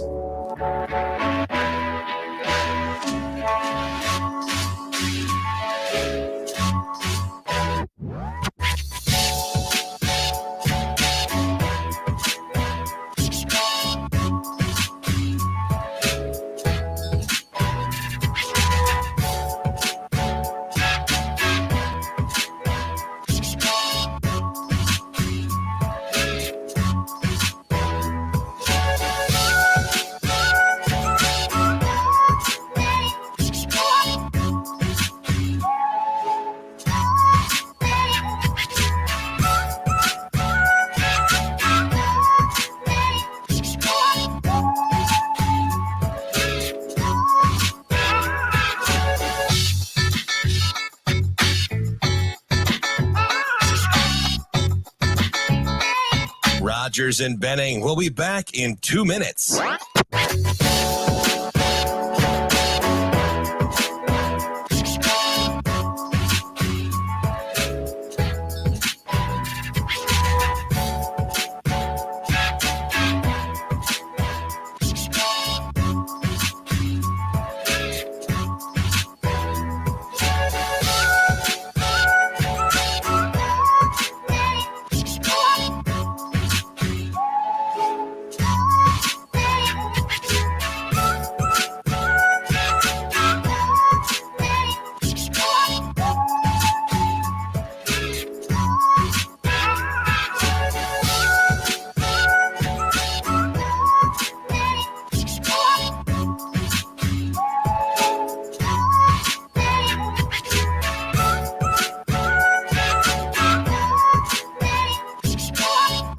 Rogers and Benning will be back in 1 minute.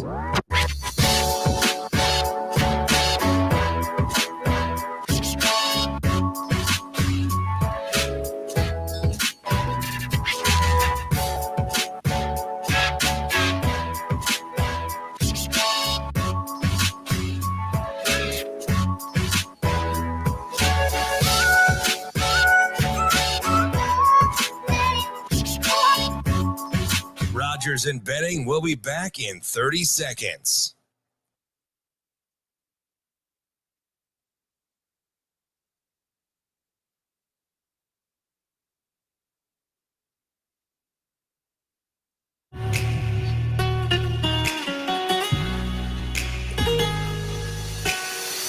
Coffee and Cream with Rogers and Benning on Hail Varsity Radio.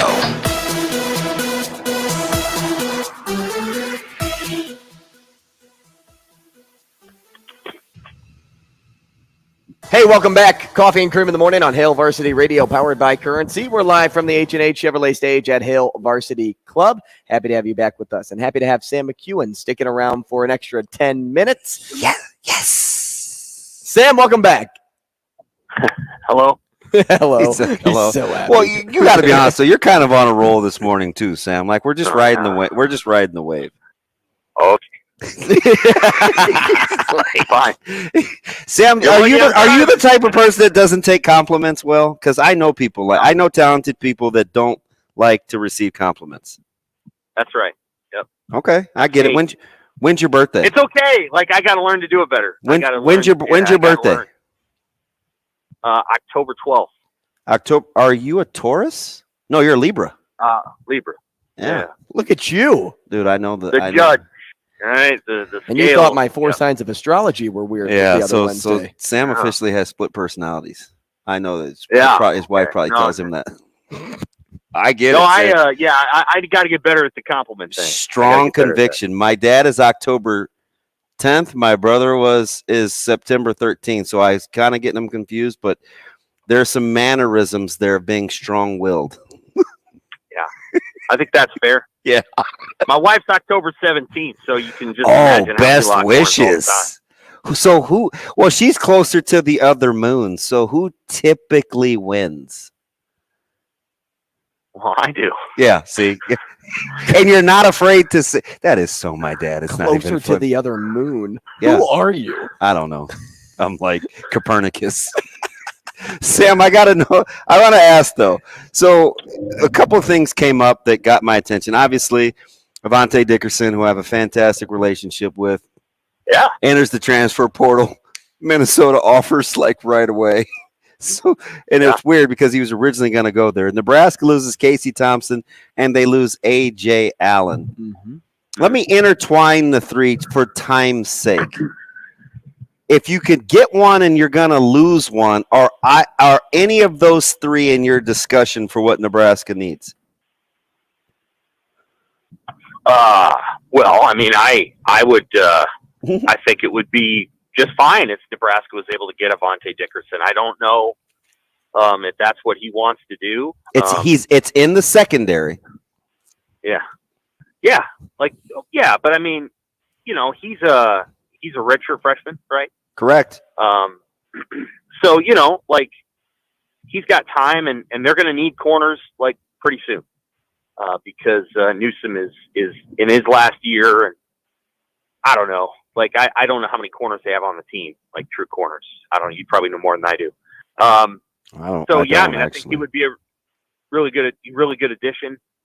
Casey Thompson, from my perspective, has too many good options on the table. Although Florida surprises me a little because Florida has a quarterback in Graham Mertz, and so I don't know that you could guarantee that Casey would beat him out. I assume he would, but Auburn, and he'll have other options too. The Big Ten there's teams in the Big Ten that need quarterbacks pretty badly, and so he'll have too many options on the table. A.J. Allen had the fumble in the spring game. I'm guessing that didn't go over well for him. He might have had two. I don't know. He did actually. He did. Yeah, I'm guessing that didn't go over too well. And he's not the top guy in there. So, Anthony Grant and Irvin and Ramir, those are your top three. So, based on, what we kind of saw in the spring game. So, I think Casey and AJ are probably gone. And then, with Dickerson, that'd be really interesting. I don't know. Again, he had an opportunity to go to Nebraska the first time. He chose to go to Oregon. That's fine. Maybe the dynamics have changed, right? With Matt Rule and Scott Frost isn't there. Other people aren't there, and so it'd be an interesting addition for them. But I don't think there's an impression that if a Metro guy goes into the portal, that Nebraska is the default. I mean, he's really not. We just saw I agree. I agree. Completely agree. We can't assume that because they don't. We can't assume that. It's we saw that in basketball and that was a guy that didn't want to stay in Omaha to begin with during his recruiting. He was part of that kind of that mindset with Watts and Riley Ducker, and even though they're a year apart, but Watts and Riley Ducker and Helms, those guys just weren't interested in staying local. I think that's accurate. And Devin Jackson, part of that crew, who played more at Oregon last season. I think which surprises me because AD was the significantly better high school player, which is why you have to be able to project. Right. And, Oregon has a lot of good corners. I don't know that his maybe you know more about this than I do. I don't know that his redshirting there was related to not being good enough, or is Oregon having a lot of good players, including Christian Gonzalez. Like I don't know that it was. Usually when you redshirt a guy, you're trying to preserve his time. Although sometimes it can be, hey, the writing's on the wall here. It's going to have to go. I don't know. It'll be interesting to see what he does. I think he'll make a good player wherever he goes, but you can't count on it always being Nebraska. And I'm sure Rule will make an effort, but you just Metro guys don't necessarily want to go to Nebraska. They not yet anyway. Yeah, they want to leave. Well, I mean, they just want to go somewhere in life. Like they don't necessarily want to. It may not be, Matt Rule related or Nebraska related, but like I've lived here my whole life or most of my life. It's just heavy, I don't Sam. want to play here related. It's heavy. What's that? It's heavy. Yeah. It's emotionally I get that. heavy for guys that grew up here. I'm just saying, like, I'm not making excuses for the aforementioned choices, but I'm just giving you the facts. People can do with it what they will. It's a lot. It's a lot. And yeah. If you're looking for good news, they're going to get 2 officials from Pyfrom and McMorris, so that's a bonus if you're looking for positives. Yeah, I would just, I mean, I think that's good. What I would say is that Lincoln is different from Omaha. I live here, and there is a distance between the two places. And again, like it's each player has to make their own decision. But like as I pointed out in my rewind today, Nebraska basketball did what it could do with 2 players who went into the portal who were from the Omaha area. And those 2 players didn't want to go to Nebraska, pure and simple. Yep. One of them's going to go play for a better team. One of them's probably not. One of them's probably playing for about as good of a team as Nebraska will be. Wait. A lesser role. Wait. Who would that be? That'd be the player that's not going to Alabama. You know that. We know who we're talking about. Alabama's the 316 team, So, oh God, Sam, I hurt you. So you think Wrightsell made? Do you hear his delivery? Yeah.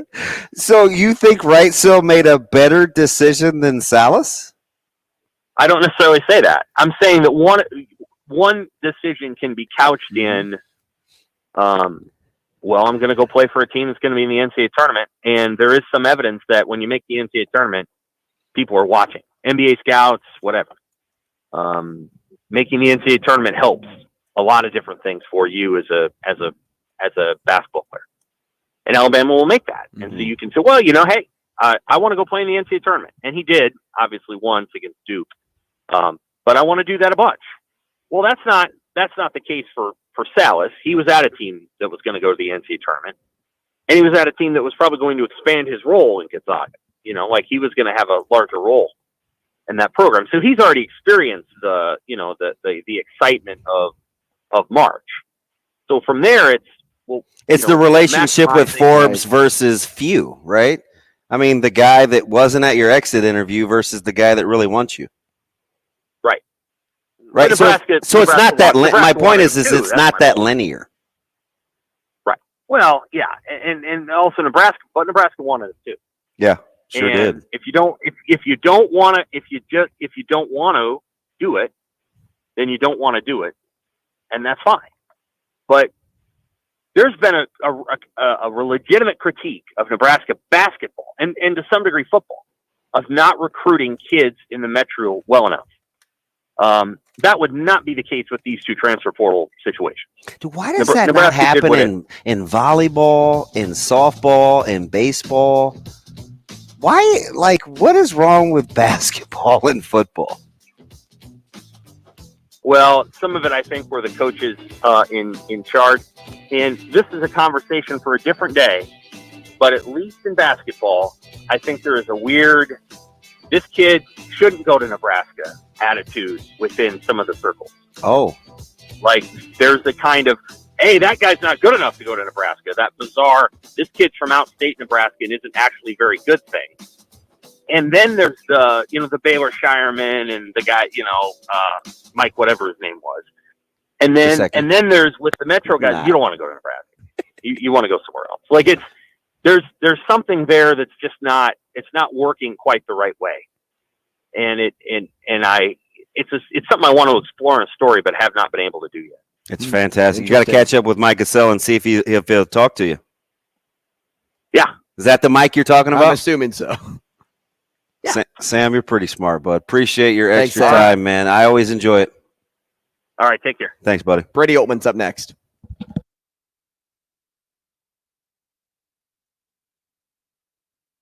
Rogers and Benning will be back in 4 minutes.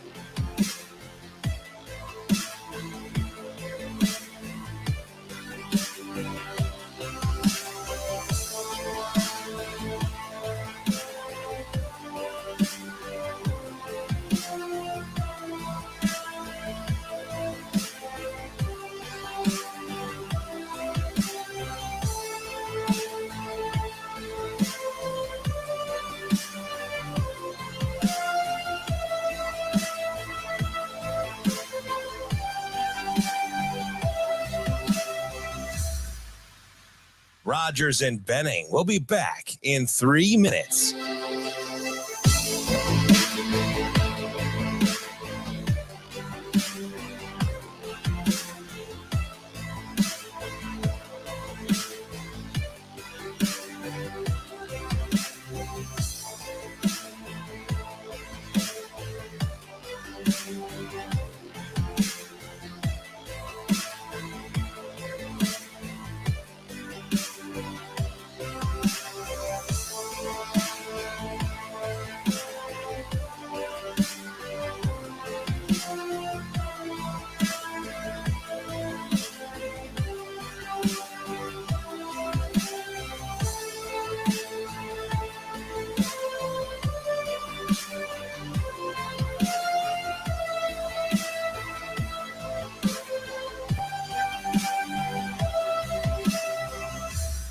Rogers and Benning will be back in 2 minutes.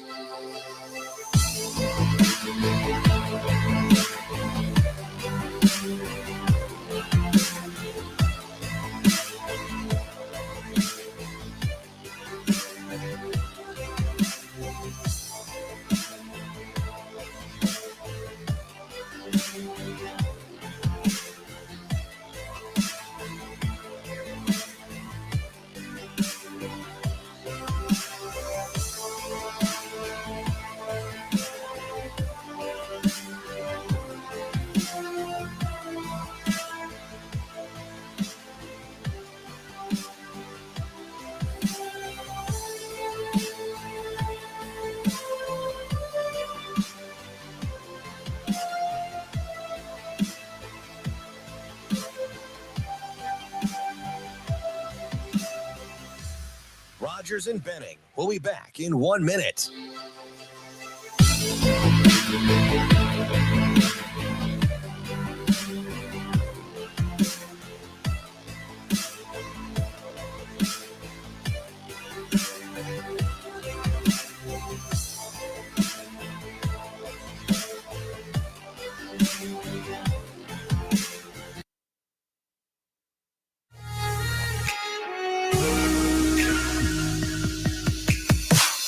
Coffee and Cream with Rogers and Benning on Hail Varsity Radio.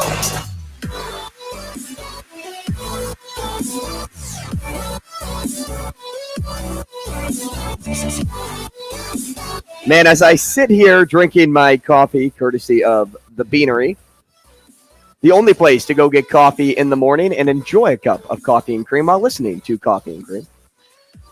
DB had me thinking about his final thought with Sam McKewon, and I thought, wow, it's a very good question, but I don't know if I have an answer for it. But maybe our next guest does. That's fine.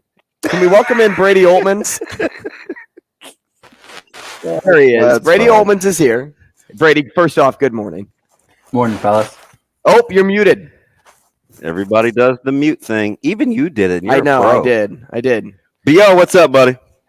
Good. How are we all doing? Uh-oh. He's still muted. Still muted over there, Hey, Shane. we can't be cutting into Brady O's time, Shane. Make sure that his audio. He's laughing. He's like fixing it. Brady, are you there yet? I think he can get it. I hope so. Am I here? Hey, Brady, is your mic muted on your end in StreamYard? Does it say mute or unmute? No, it says mute at the bottom. See, our listeners on YouTube say they can hear him, so he's going over the radio, so it's on our end. Figure it out, Shane. Brady's over there like, yeah, I know. Look. I know.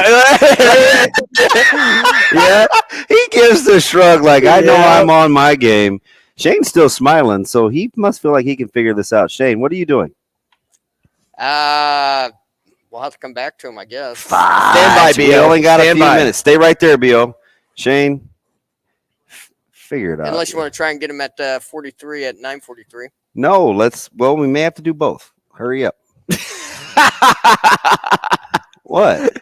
You're just like, figure it out. But you don't make the call. Because I just want a perfect week for once. Like I don't think it's too hard. Yeah, but I did fall victim to the mute button. But see, but BO is but it's good, not him. and Yeah, he's our good. people can hear. So that's on us. If we own it, we got to be better. Oh yeah. Well, but when I was on the road in KC, I'm just so used to hitting mute on StreamYard that it just kind of came nonchalantly. For our Tuesday meetings when we're still working, and it's like, hey, we feel like we should be in.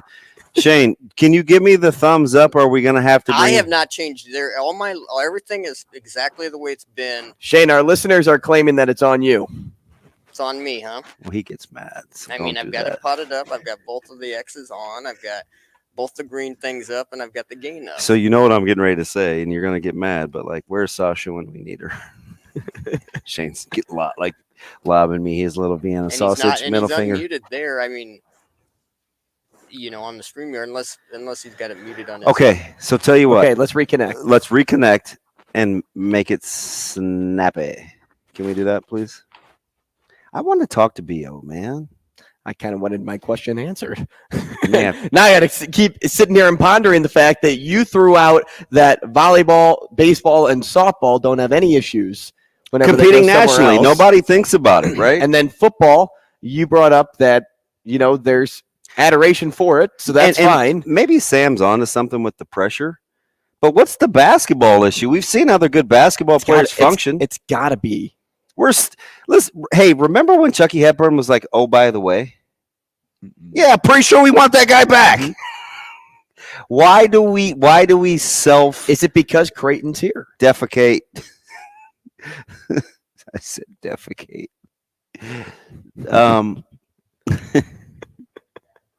I'm laughing because Travis goes, did Shane try taking out the game cartridge, blowing on it, and putting it back in? Yeah, hit the old reset. N64 trick. Shane, how are we feeling? Not how this one I'm works, feeling Travis, but pretty I like good. the Let's I go like with, the Brady. analogy. B.O., you there? Am I here? Hey, there he is. Hey, so we got to go rapid fire now. Fudge. So I was messing around with Sam. I was like, gosh, it seems like volleyball, baseball, softball, we're okay, right? It's not quite self-sustaining, but it's close. They have a lot of success nationally, no big deal.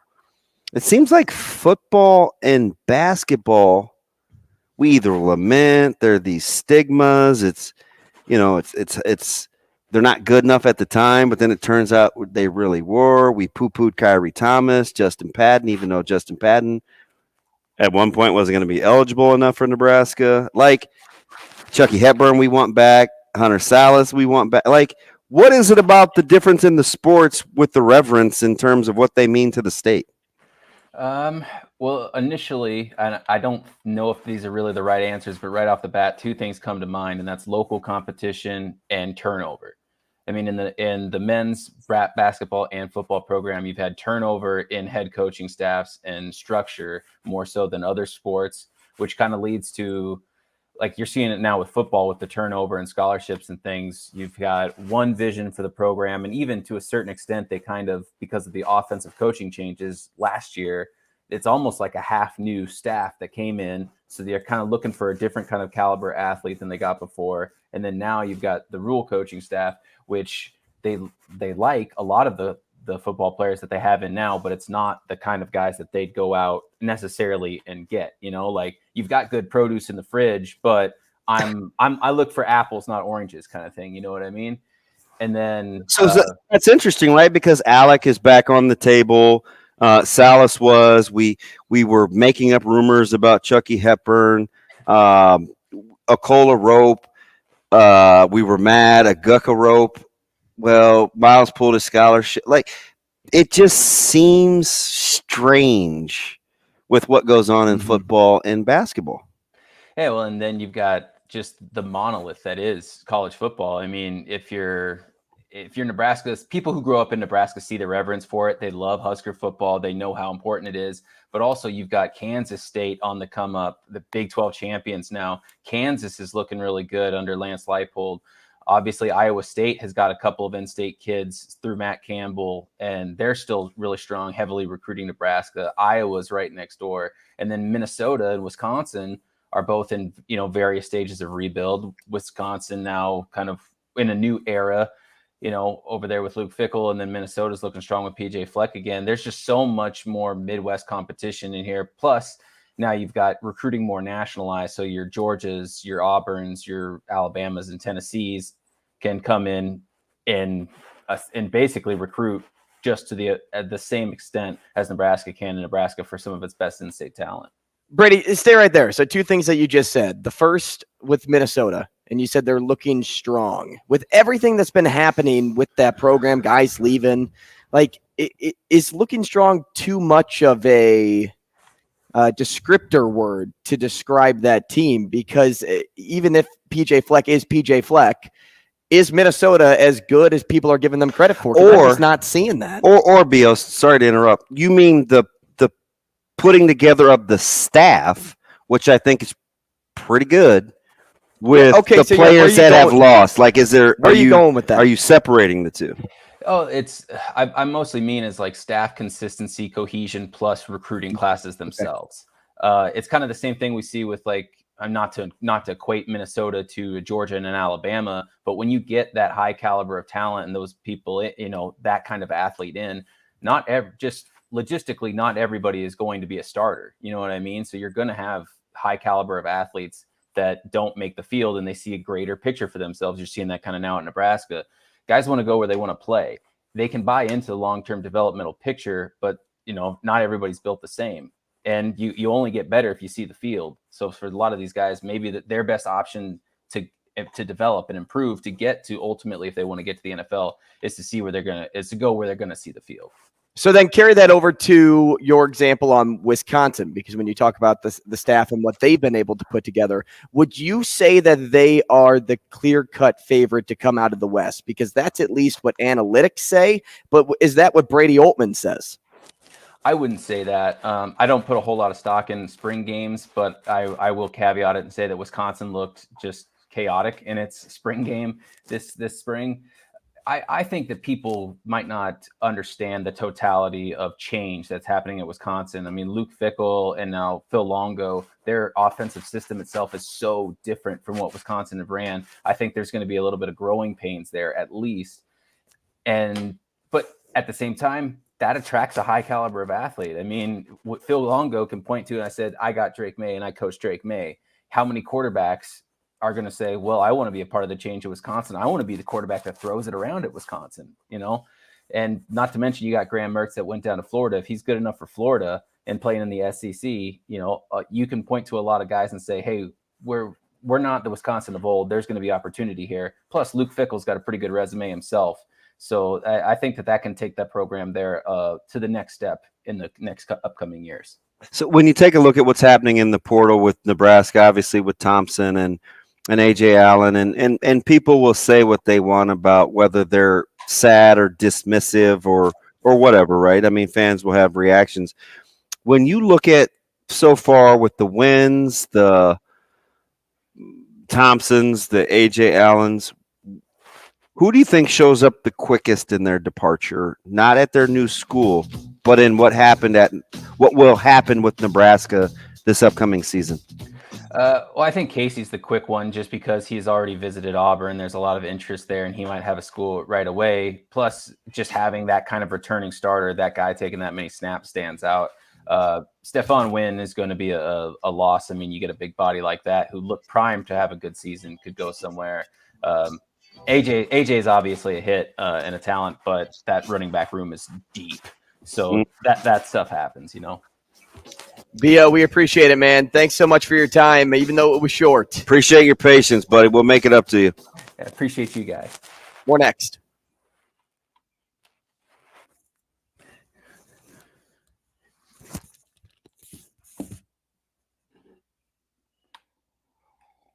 Rogers and Benning will be back in 4 minutes.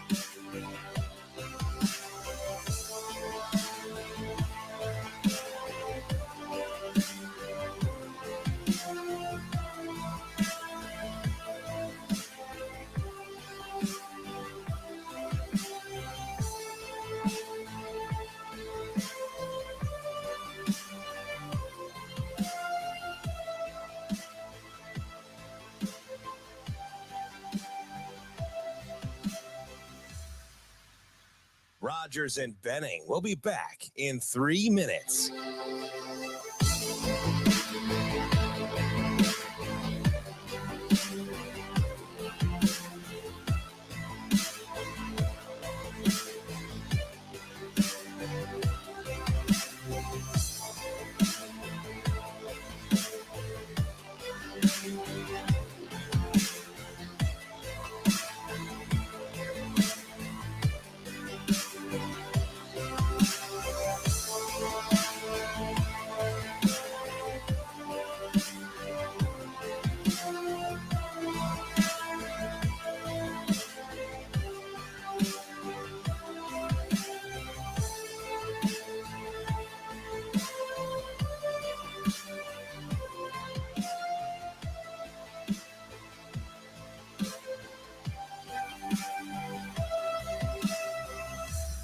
Rogers and Benning will be back in 2 minutes.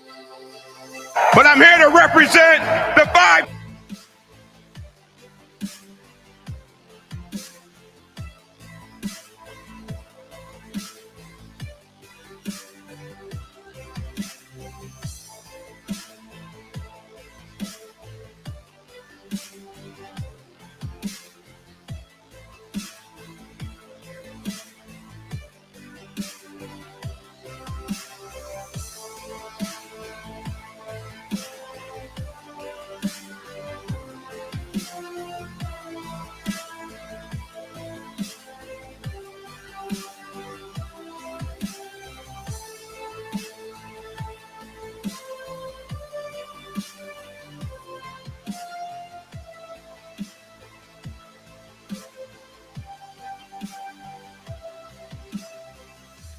Rogers and Benning will be back in 1 minute.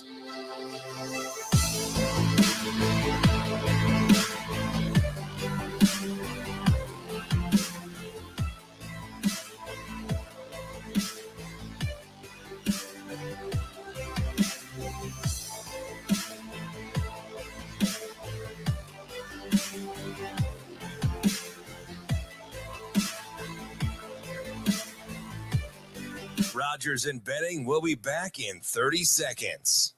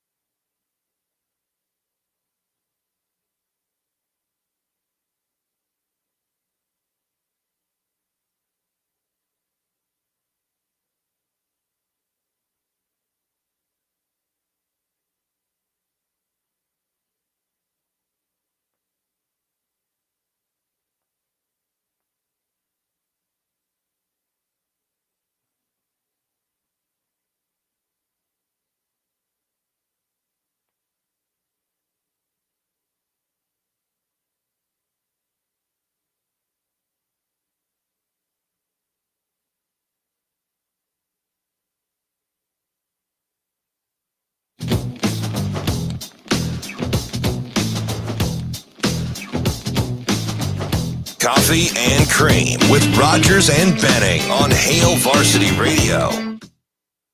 Thank you. As an undrafted free agent, I'm honored to be here in Kansas City for the 2023 NFL Draft. Of course, I come to you as a former Dallas Cowboy, but I also want to honor the legacy of the Kansas City Chiefs and some of its great players like the great Otis Taylor and our original owner, Lamar Hunt. But I'm here to represent the 5-time world champion Dallas Cowboys. Yes, true. And its Hall of Fame owner, Jerry Jones. Yes. Gene Jones and the Jones family. Head coach Mike McCarthy and Cowboy Nation. With the 58th pick. Yes. In the 2023 NFL Draft, the 5-time world champion Dallas Cowboys select Luke Schoonmaker, tight end from Michigan. Hut, hut, hut, hut. Was he trying to say Jerry? I don't know. These Derry. people are funny. Derry Jones. Dude, At what point does the J sound like a D? He drives me up the wall. Derry Jones. Here, watch me. Ready? Jerry. Stop. Derry Jones. He's usually trying to incite fan bases from wherever it is that he's announcing from, but Dallas keeps bringing him back to do picks. Question for you while we wait to be joined by Ric Serritella. Okay. What came as more of a shock? O'Shawn Mathis getting Peyton drafted. Thorne leaving Michigan State. Nah, that was a shocker. Not That where I was going. wasn't not one of the options. But I can add it. O'Shawn Mathis coming before Trey Palmer, or over the weekend seeing Casey Thompson and A.J. Allen's name in the portal. That's a fantastic question. O'Shawn over Trey, or the combo of Casey and A.J.?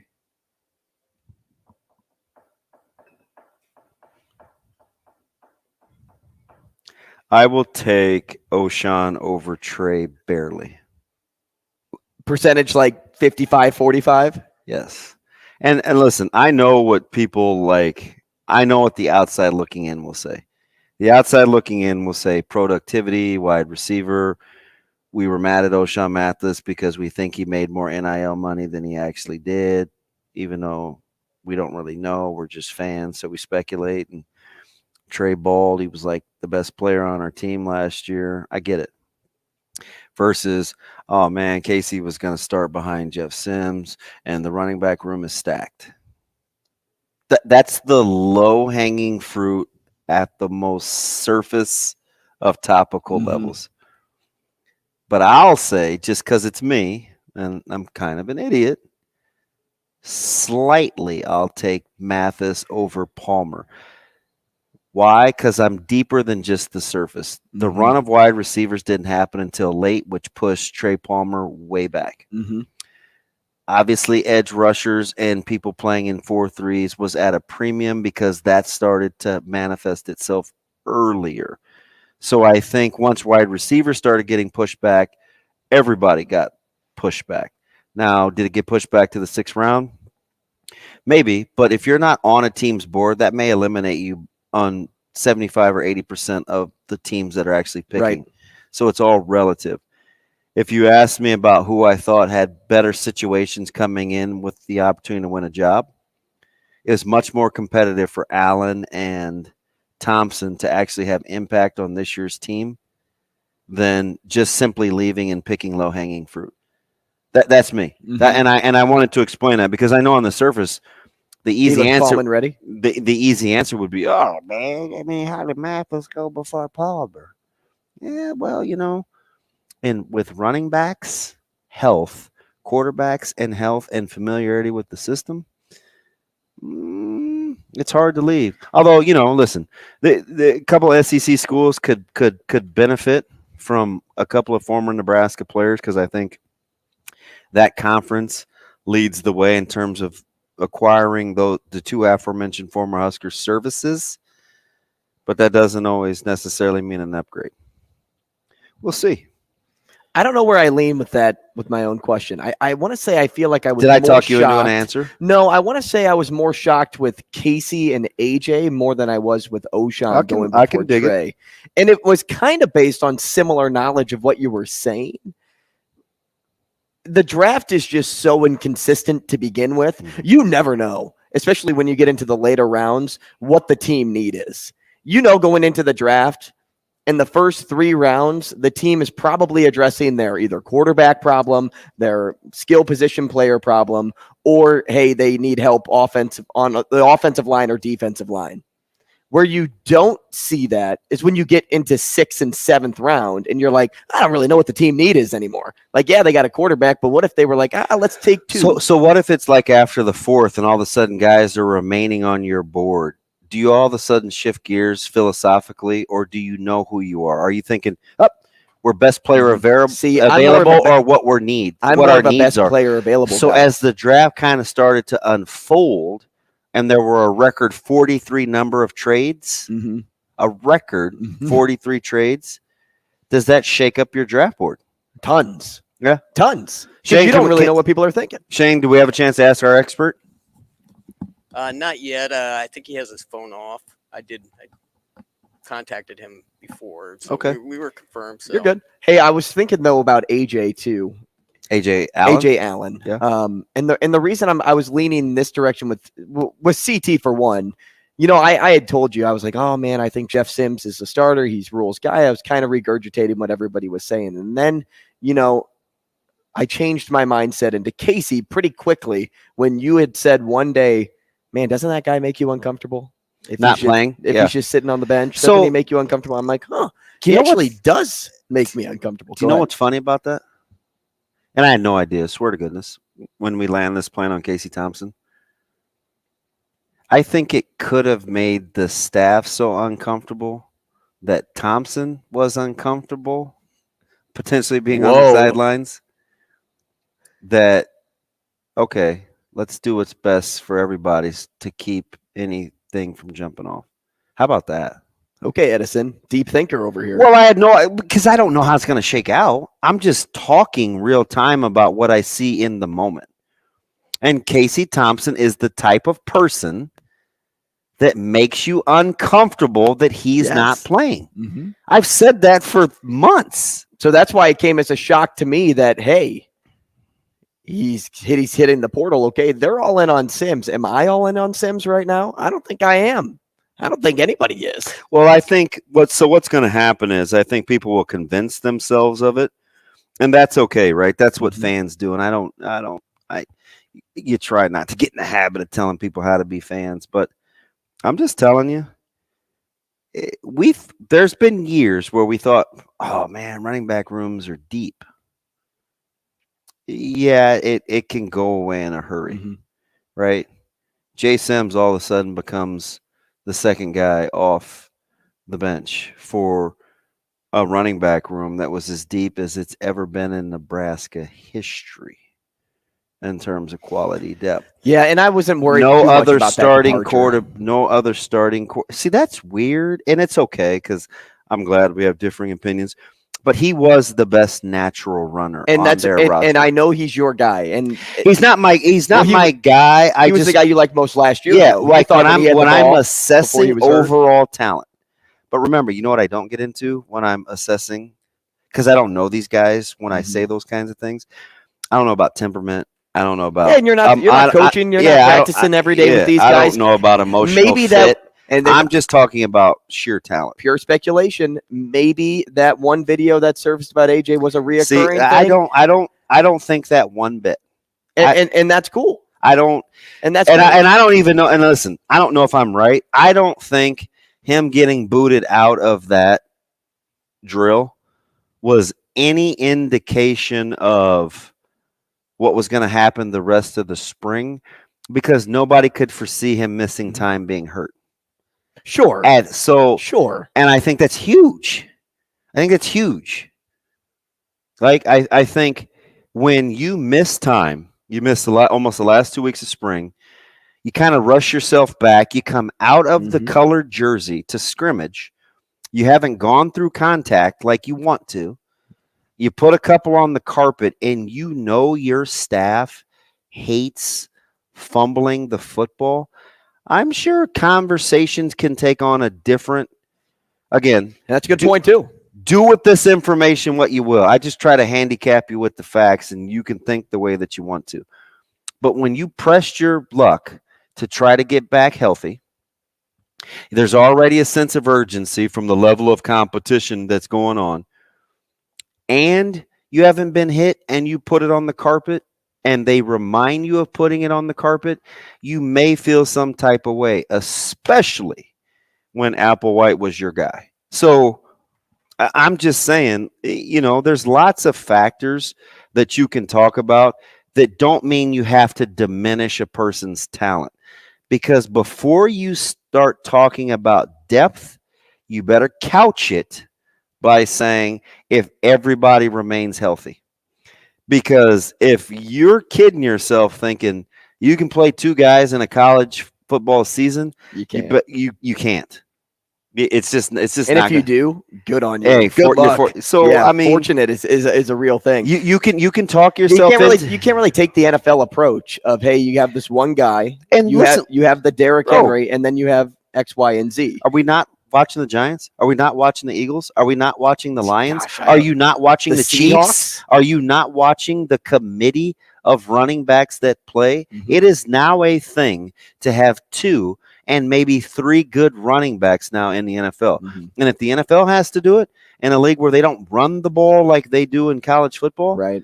You don't. I don't know how don't poo-poo depth. Right. I don't know how bought in I am on the 3 running backs exactly. I know based on how the team is built, like if you have a quarterback that likes to throw the ball more than the team likes to run the ball, and how many did the Rams need? How many did the Chargers need? How many did the Seahawks need?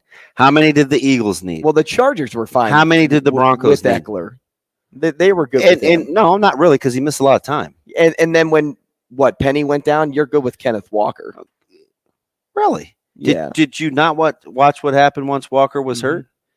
I know you need more guys. I'm not saying you don't. Okay. But I'm saying because I'm looking at the Dolphins, I'm looking at the Cardinals, I'm looking at the Lions. Right, but I'm saying like there are some teams out there that only need like one main guy and some others behind him. So who are those teams?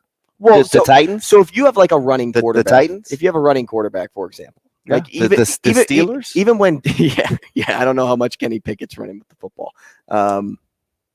And plus, that O-line was horrible for Najee last year. But aside, like Lamar, for example, Justin Fields, for example, these guys are acting as if they're running backs half of the time. So you only really need that. When J.K. Dobbins was out, who'd you have? Gus Edwards and what's his face? Was it Ingram at the time? Sure. So you have like 2 guys that interchangeably are there, but you technically have 3. Because you think they didn't miss Dobbins? Oh, they absolutely did. And that I'm not saying you can't be missed when you're the number 1 guy. That's not the message. No, I know, and I don't think you're explaining that. I just think there's a fine line between going from 2 to 3. Very fine line. In regards to like what ranking on that scale, like would you say 2 and 3 have to be the same? Is 3 a little bit less than 2? Like if you're ranking a 1, 2, 3, do those 2, 3 guys have to be matched up? So if you're Mike Sanders, are you playing with other guys in the backfield? Yeah, nod your head. If you're David Montgomery, who was moved, are you playing with? Do you mean Miles Sanders? Did I say Miles? What did I say? Mike? Yeah, Miles. I was confused. Yeah. You do need If you're Jamal Williams, are you like? Ooh, I don't think so. Not with Jamal last year. Really? With the way he played last year. So we didn't talk about Swift evolving. I wish I could have seen him over. But we did, right? Wish. What about Devin Singletary? Like, Singletary. I'm with you. Okay, but I don't consider Singletary a number 1. I don't consider David Montgomery a number 1. Like when I think, do you know why though? Because other guys are playing and it still works for them. Because from a productivity standpoint, I'm just giving you the top couple of backs. Number ones. I'm just giving you the top. It's just, I mean, how many guys are playing with Dearness Johnson? More than 1? Tons. That's what I'm saying. So I think it's kind of it's myopic, and it's kind of best case scenario to think that you can get by with 2 running backs. I just do. Yeah, you're onto something, because if you get hurt, like I'm not factoring in injuries when I say that. So Well, yeah, but that's why neither you nor I could be a GM, because you have to factor in injuries. Because if you're doing yourself a disservice as a head coach at the college level or a GM at the NFL level if you're factoring in, well, this guy's going to stay healthy. I think the good ones think they're not going to stay healthy. Are you poo-pooing me on my fantasy GM? No, material? but the reason I like talking to you though is because your Rolodex is pretty broad, because you do play fantasy, so you know what it's like to have to. I know what it's like to handcuff, right? That's why you know yeah. That's why you know NHL rosters, right? That's why you know, because you understand clearly that depth matters over the long haul. It does. So I'm very, very, very reluctant, and it's not because I like AJ Allen's talent. I'm saying be careful of saying, well, don't say the you're room super is deep. stacked. Yeah, because it doesn't take long. So if you had a guy like Braylon Allen in this room, yeah, and you lost AJ, but you still had Braylon Allen, you had Gabe Ervin, you had Emmett Johnson, you had, I'm missing one, Anthony Grant. And you're going to get Ives, and you have Ramir Johnson. Yeah, Yep. you said Ramir. Uh-huh. Yeah. You feel good still, right? Because you have Braylon Allen, right? You're feeling like, hey, if I lost AJ, deep is still like up in the back of your mind, like, hey, I'd rest on that. You want to know, like, oh my gosh. So you weren't here for Ben Workle, right? For Wisconsin? No. So Ben Workle and great. he's amazing, right? He's really good. It's funny too, because somehow he got a hold of the photos from Wisconsin, and he's like, were you not gonna say anything that he was on a No, man, I don't make that stuff. I don't talk about stuff like that. I'm a Nebraska guy. But anyway, so we're talking about Braylon Allen and Ches Malusi. Unsolicited, Ben Worgel brings up a third-string running back that he says keep an eye on. That's college. Mm-hmm. So I think, now granted, Braylon Allen and Malusi have both had a history of injuries, but it's not out of the ordinary. Right? I mean, I look at. I gotta be careful, and I'm not saying you can't talk about best case scenario. I'm talking about don't think that because something is a certain way today, that means that that's how it's going to be in the future. Mm-hmm. Which is why you hear guys like Matt Rule say, all I can talk about is the today. So if your guy's Gabe Ervin, which is kind of the expected with knowing Matt Rule, I'm saying your guy. If Nebraska's guy, and not you specifically, if Nebraska's guy is Gabe Ervin, and then you have Anthony Grant behind him, and then you put Ramir behind him, and you have Ives, and you have Emmett too, that's still considered a it's good room. It's good, right? It's good room. Right? It's good room. Are you worried about losing another one to the portal? Well, not now that it's closed, but at some point. Right. At some point. Right? Didn't it close last night? It did. It closed Sunday. Last night would have been Sunday. Yeah, so I'm not I think two things can be true at once. I'm not I use Kleenex, but it's because of my allergies. And it wasn't because AJ Allen left. But I can say that AJ Allen was arguably amongst the most talented and still left. Doesn't mean one is a direct correlation with the other, because I do think two things can be true at once. And I guess after about 6 weeks in and you see how you're running the ball, will the running back situation come up? Gabe Ervin has not proved that he can be healthy. Anthony Grant is a guy that it's funny how fans work, right? Because 3 months ago, we were ready to kind of move on from Anthony Grant because he couldn't hit holes. Right? We were excited, and we heard about Ramir, and Ramir is a guy that hasn't had meaningful snaps for 2 years. So I just think you can't change the discussion just to fit your narrative. You have to kind of stay in the moment and just let it play out. Because your quarterback room has gotten pretty thin. I don't think Pretty thin? I don't think anyone in America. That's angel hair pasta. I don't think anyone in America feels good about if Jeff Sims goes down, and that's if you were all in on Jeff Sims, and some people aren't, right? So believe me, the coaching staff has got two roles. Number one, it's belief in what we're doing. We got to stay the course. We're not going to get knocked off stride because we understand that the portal, you can come and go. It's a swinging door. And remember, Coach Rule's embraced the portal from day one. So that's the most important thing. Of all the stuff we've hem-hawed around about and expressed opinions about depth versus non-depth, Drew Down, remember, Coach Rule has said early on that he embraces the portal because it does what? It provides player accountability. Mm-hmm. They were in control of where they can have an impact on their own destiny. So as a fan of student athletes, I'm in favor of that. That's what Coach Rule said, right? So that's how I look at the transfer portal. I'm not going to make any sweeping judgments about, we're fine anyway, because that's not always the case. Or, that's going to leave a mark, because I'm not so sold on that either. Now, don't think that when Nebraska has the conversations with Casey Thompson on these post-departure meetings that they have to know how they want to play football. Hey, Casey, it's going to be like this, and this.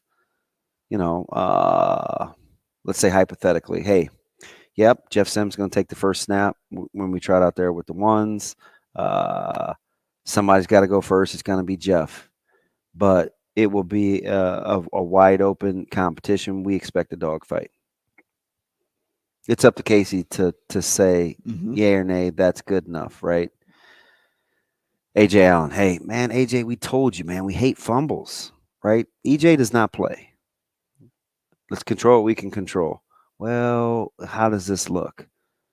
Well, AJ, I tell you, there's 4 really good guys, and we got a 5th on the come, and we got Ives coming, and I really want you to go out and compete. Like, let's see. Everybody's got something they got to work on. This guy does this well. This guy does this well. This guy needs to work on this. This guy needs to work on this. And then you have a decision to make. And I think you got to be able to have all those conversations. Jilo Martin, man, you were the gray jersey guy. Man, Benning was at practice he was in there 2 times, and he's like, man, Martin was a stud. Well, I mean, when it shakes out, if I'm Martin or Noah Pola Gates or any of these guys, it's like, hey, man, listen, you've been here X amount of years. This is what's going on. Yeah. This is where it's at. I got to get these couple of guys scholarships. This is how the NIL is doing. Like, it's not as easy or as linear as just saying we're good here, we're not good here, right? And Coach Rule also and that staff have to factor in, if I'm a 6th-year guy and I'm going to be competing for a job versus instrumental in playing, what do I have down the pipe that I can invest in that helps me set my culture in year 1? That's pretty important. You talk about being sold. I don't know if I'm sold on the fact that the quarterback situation has turned out to be Sims Harburg. Well, we'll see. I don't know if I'm sold on that. I'm with you. I'm feeling a little uneasy. Prove me wrong. We'll see. That's all I'm saying. Nebraska, please. It's a lot going on. Who goes to get Peyton Thorne? Colorado? Yeah. Interesting. Exodus. We'll be back. Rogers and Benning will be back in 5 minutes.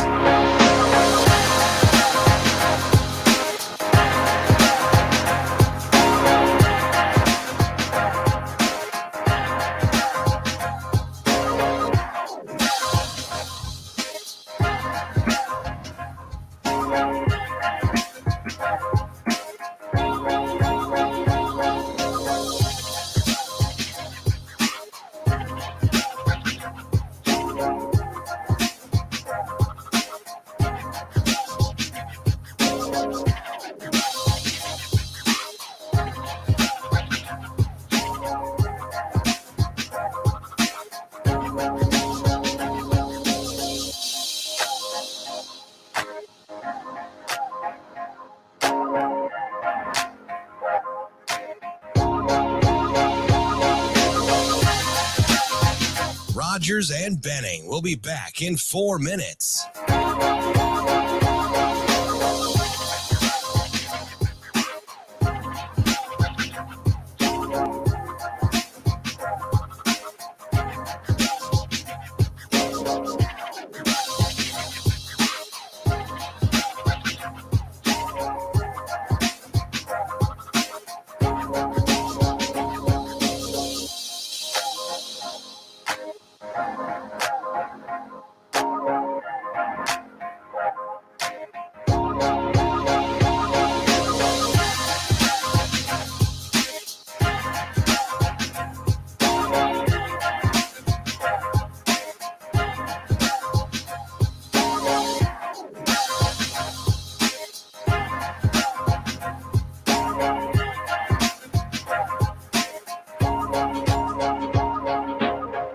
Rogers and Benning will be back in 3 minutes.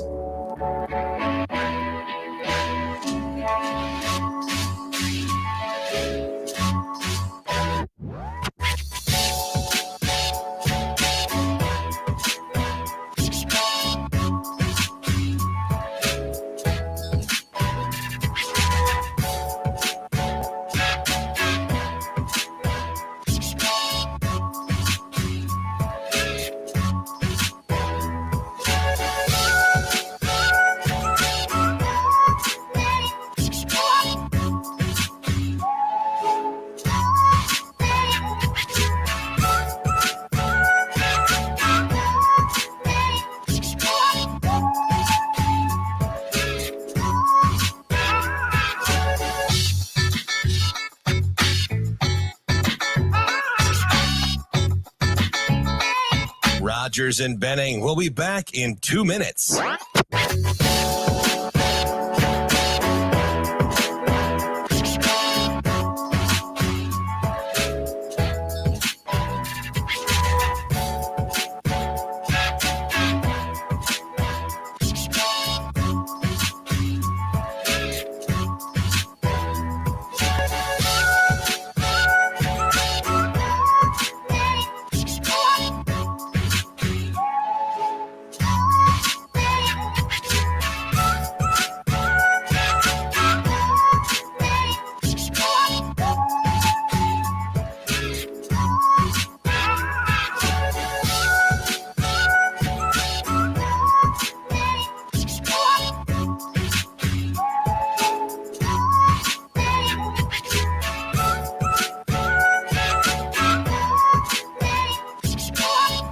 Rogers and Benning will be back in 1 minute.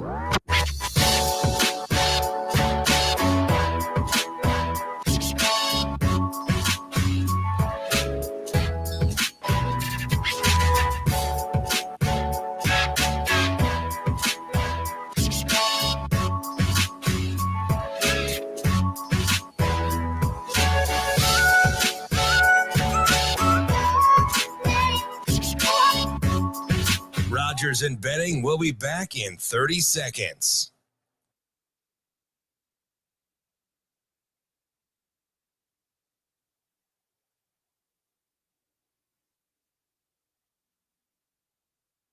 Swing! And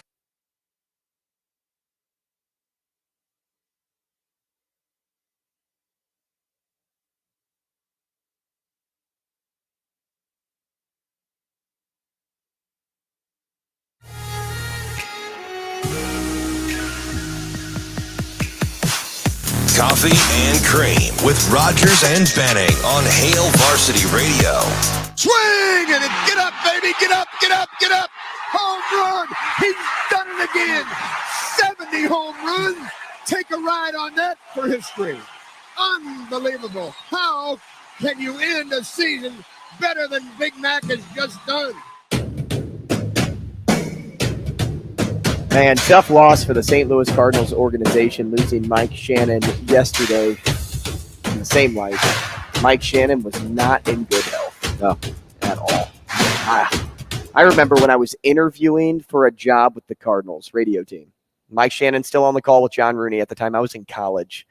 And I showed up to the meeting. It was at a restaurant overlooking the stadium. And Mike Shannon showed up late. And so it was just Rooney and Shannon. And Shannon's wife, second wife, was with him at the time. And then the girl hiring too. And you would have thought this dude was just the grumpiest guy of all time, because he was so disinterested in doing this interview, not just with me. There were 2 other people coming through that day, so disinterested that they started in my interview talking about hey, when are we leaving for the lake? Mm.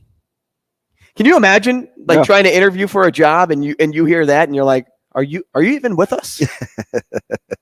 Now he's literally not. 3-2 delivery on its way. Swing and a high drive to center. Get up, baby. Get up, baby. Get up, baby. Get up, baby. Get up, baby. David Freese has just sent us in the game number 7. Oh, chills. I wish we could play you guys a lot more. Currently, yes. Yeah, that'd be awesome. Help us get off the schneid. Rest in peace, Mike Shannon. But that guy also was king of. Rumor has it. There is a speculation that he drank during a lot of broadcasts. Rumor has it. And if you listen to any in the early 2000s, by the 8th inning, swing and a drive. Get out, baby. You and Harry Carey. Well, they did things different back in the 70s and 80s. Well, I was talking about early 2000s. Well, Get up, baby. Get up, baby. But hey, not just the Cardinals getting swept by the Dodgers over the weekend. Thank you, DB. I still wore my Cardinal gear loud and proud. I appreciate you. You got a little stick-to-itness. But I'm more shocked at the fact, and we can do this because now that it's May 1st, we can be like, oh, let's reassess the month of April. Oh, why? So you can have May baskets and people can leave those on your door? I'm more thinking, Hey, here's some popcorn and M&Ms. I know I fingered them and put them in the palm of my hands, but hey, I'm going to put these in the styrofoam cup and you guys eat up, okay? Just don't give popcorn to Anthony Bass's kids. I'm not eating that. Have you guys, do you have anything prepackaged? How in the heck do the Pirates have 20 wins? They're actually pretty good. Are we there? They're good? I told you. Are they just you weren't here, so I said you'll know more, right? You got you had the Dodgers, the Nats. I think you got the Blue Jays, and gosh, I'm testing myself going off the top of my. Because I'm not on the train of they're good. I'm like, no, they're pretty good. How are they getting lucky right now? Well, sometimes you got to win a few of those, little roo-roo. But hey, listen, that good. Do you know who's up next? The Rays and the Jays. So we'll see. If they take 2 of them, and they're at Tampa, and they get the Jays at home. Got him! What's up, Welvin? You been to the dentist? Get up, baby. Get up. Get up, baby. If I would have told you come May 1st that the Pirates would have been the only team in the National League to have 20 wins, you would have thrown me out you couldn't have thrown me out the window. I'd have laughed at you. What are they on pace to have? What are they on pace to have? I'm not that kind of 162, and they're 20-9, so 29. So carry the 2. Well, if they win 100 games, that means they would only have 36 losses. So that'd be 136. So then add another 20 would be 156 and a 9 close. So right now they're close to being on pace for 120 wins. Close. It would 162, like 117. Mm-hmm. Yeah. Jamie may won't be proud of happen. me. Jamie may be proud of me. Absolutely will not happen.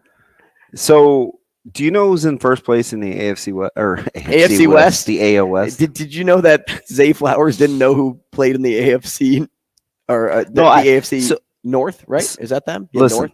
So I want to go back to something. Okay, but should we guess this first? Who's in first place in the West? AL West. I said AFC too. AL, the Rangers. Right. Yeah. They're 17-11. Yeah, but so I may be right about that. Eventually, the Mariners are in fourth place. Yeah. I want to go back to something you and I argued about with whether a player should knows. Yeah, this was Thibodeau. Thibodeau? Yeah, Kayvon Thibodeau. Yeah. Know who Jeff Saturday was. And I said, yes. I'm telling you. Yeah, the coach. Yeah. These players do not know history. They do not know anything outside of their sphere of influence. So were you the least bit surprised when Zay Flowers, who was your man crush, who you were ace boons with, I laughed my wanted to patootie hold off. his hands, where you were like, wait, you don't know who's in that division? But here's the thing. They They then followed it up with, well, you know, Should the Browns are in there. Should Flowers know who's in the division more than Thibodeau should know who Jeff Saturday was? I actually give more of a break to Flowers. Okay. More of a break. Because he has to name 4 teams. No. Yeah. Get the GT. You got to flip out of here. You think a guy should know who an all-pro was from 20 years ago versus the current division he's drafted to? DB, we're talking about one name. Man, get out of One here. name. I'm not talking about stats that back a dude. So I'm what if you talking play about one name. Madden, And you know? the biggest name because he came out of a media role okay, and then okay. just jumped into a head coaching job. Okay. The AFC North, although when they rattled off the names, did you listen to his answer at all? Did No, you hear but it? hey, Shane. It was funny. Shane. He goes, oh, now I'm excited. What's up? You ready? Shane, what 5 teams are in the AFC North, or 4 teams are in the AFC North? AFC North. That would be, I want to say, and probably. So I don't know. I'll go with Pittsburgh. I'll go with is it Tennessee? Not Tennessee. Whiskey? Yeah, whiskey. Smooth. Tennessee whiskey. Whiskey. Did I give the? You got the Steelers, right? Did I give the best? I don't really know. Baltimore, teams like that. Baltimore's in there too. Yeah, I know they are. Hey, so where are we going with that? Indianapolis. What else you want? I'm just saying that, like, even a guy that's around sports all the time doesn't know divisions, let alone a guy coming out of college. And you're trying to give Zay a pass for who he should know in a sport he plays when he's been getting ready for the draft all the time. You don't think you're giving him a pass that he didn't know teams in a division? I gave him more of a pass than Thibodeau. But you're mad at Thibodeau for not knowing who a guy that retired mad at the dude. I said 15 years ago because he did flipping snow angels real time after sacking a quarterback. Stop. We're not talking about knowing like the player he once was, the coach that he is now. So when Kayvon Thibodeau says, I don't know who Jeff Saturday is, you don't believe him anymore? I didn't believe him. Then you're cool with Flowers not knowing teams in a division? I didn't say I was cool with it. I said I would give him a break more than Okay, Thibodeau. you picked the semantics. I did. More grace for Flowers? In that situation, if those were the two things that were out there, yes. Okay. We're talking about one coach on one team that was the biggest hire at the time because we grabbed a media member. We grabbed the dude doesn't play Madden. He knows a season. Really? Get out of here. Do you think they follow it by division, though? I mean, dude, you have a league schedule. You should know. Okay, you have a league schedule. That's what every player getting drafted should know. And they play. They flip and play Madden. No doubt. Every player plays but Madden. But Thibodeau couldn't get a pass for Snow Angels real time. That's okay. It's okay. It's okay. Where were we starting? I don't know. I don't know. But I'm mad again. Hey, do you think Harper's returning this week? No, I don't know. I think that's too soon for I him. do too. I do too. And if they rush him back, I think that's going to be a long-term problem. I would definitely wait a little bit. I'm with you. And they're fine right now. Yeah, they are. I mean, they're not fantastic, but they're fine without him. Like if I rested another 2 weeks without having Harper, I'd be fine. Yeah, without you're not going to panic. Although what are they out? 4? Yeah, no panic. I mean, I'm not panicking about the Cardinals right now. No, I would panic about the Cardinals. They're too good of a roster to be putting up only 10 wins in the month of back end of March. So who's the team now that you can take advantage of in your division? Because there used to always be the Pirates to fall back on and the Reds. The Reds only. And the Reds are ahead of you by a couple games. Yep. I'd only take advantage of them, though, because I think the Cubs are sitting just fine where they're at. They may not have the pitching, but they find a way to win. You know who can't do that right now? That's my most St. Louis. That's my most improved team in that division, remember, the Cubbies. I do. Sports Cleanup next. Rogers and Benning will be back in 4 minutes.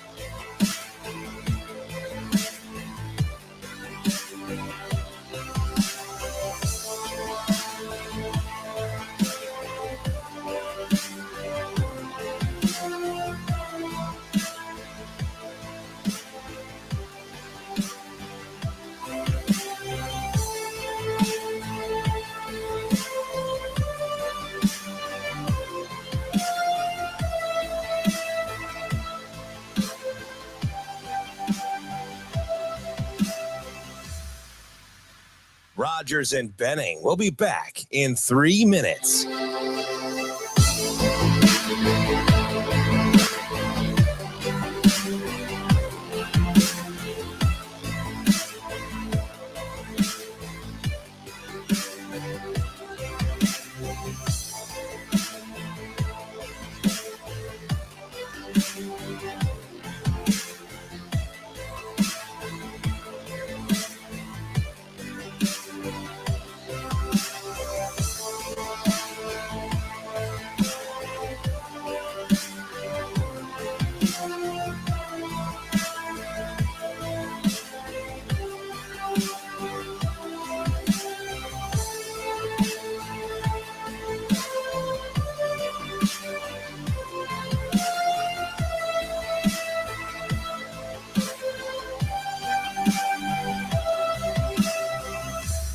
Rogers and Benning will be back in 2 minutes.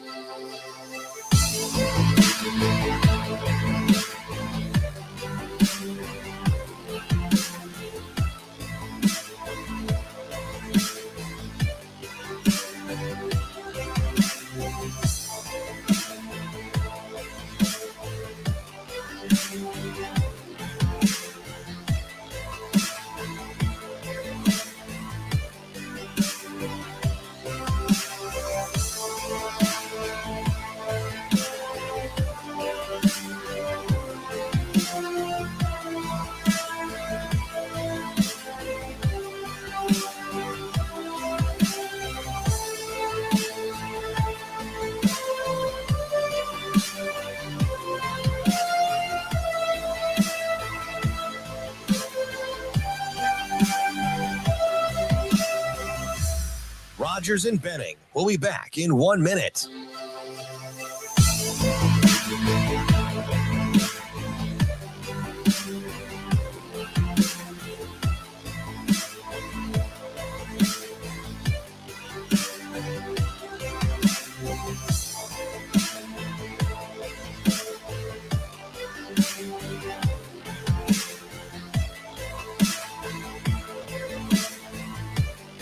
Rogers and Benning will be back in 30 seconds.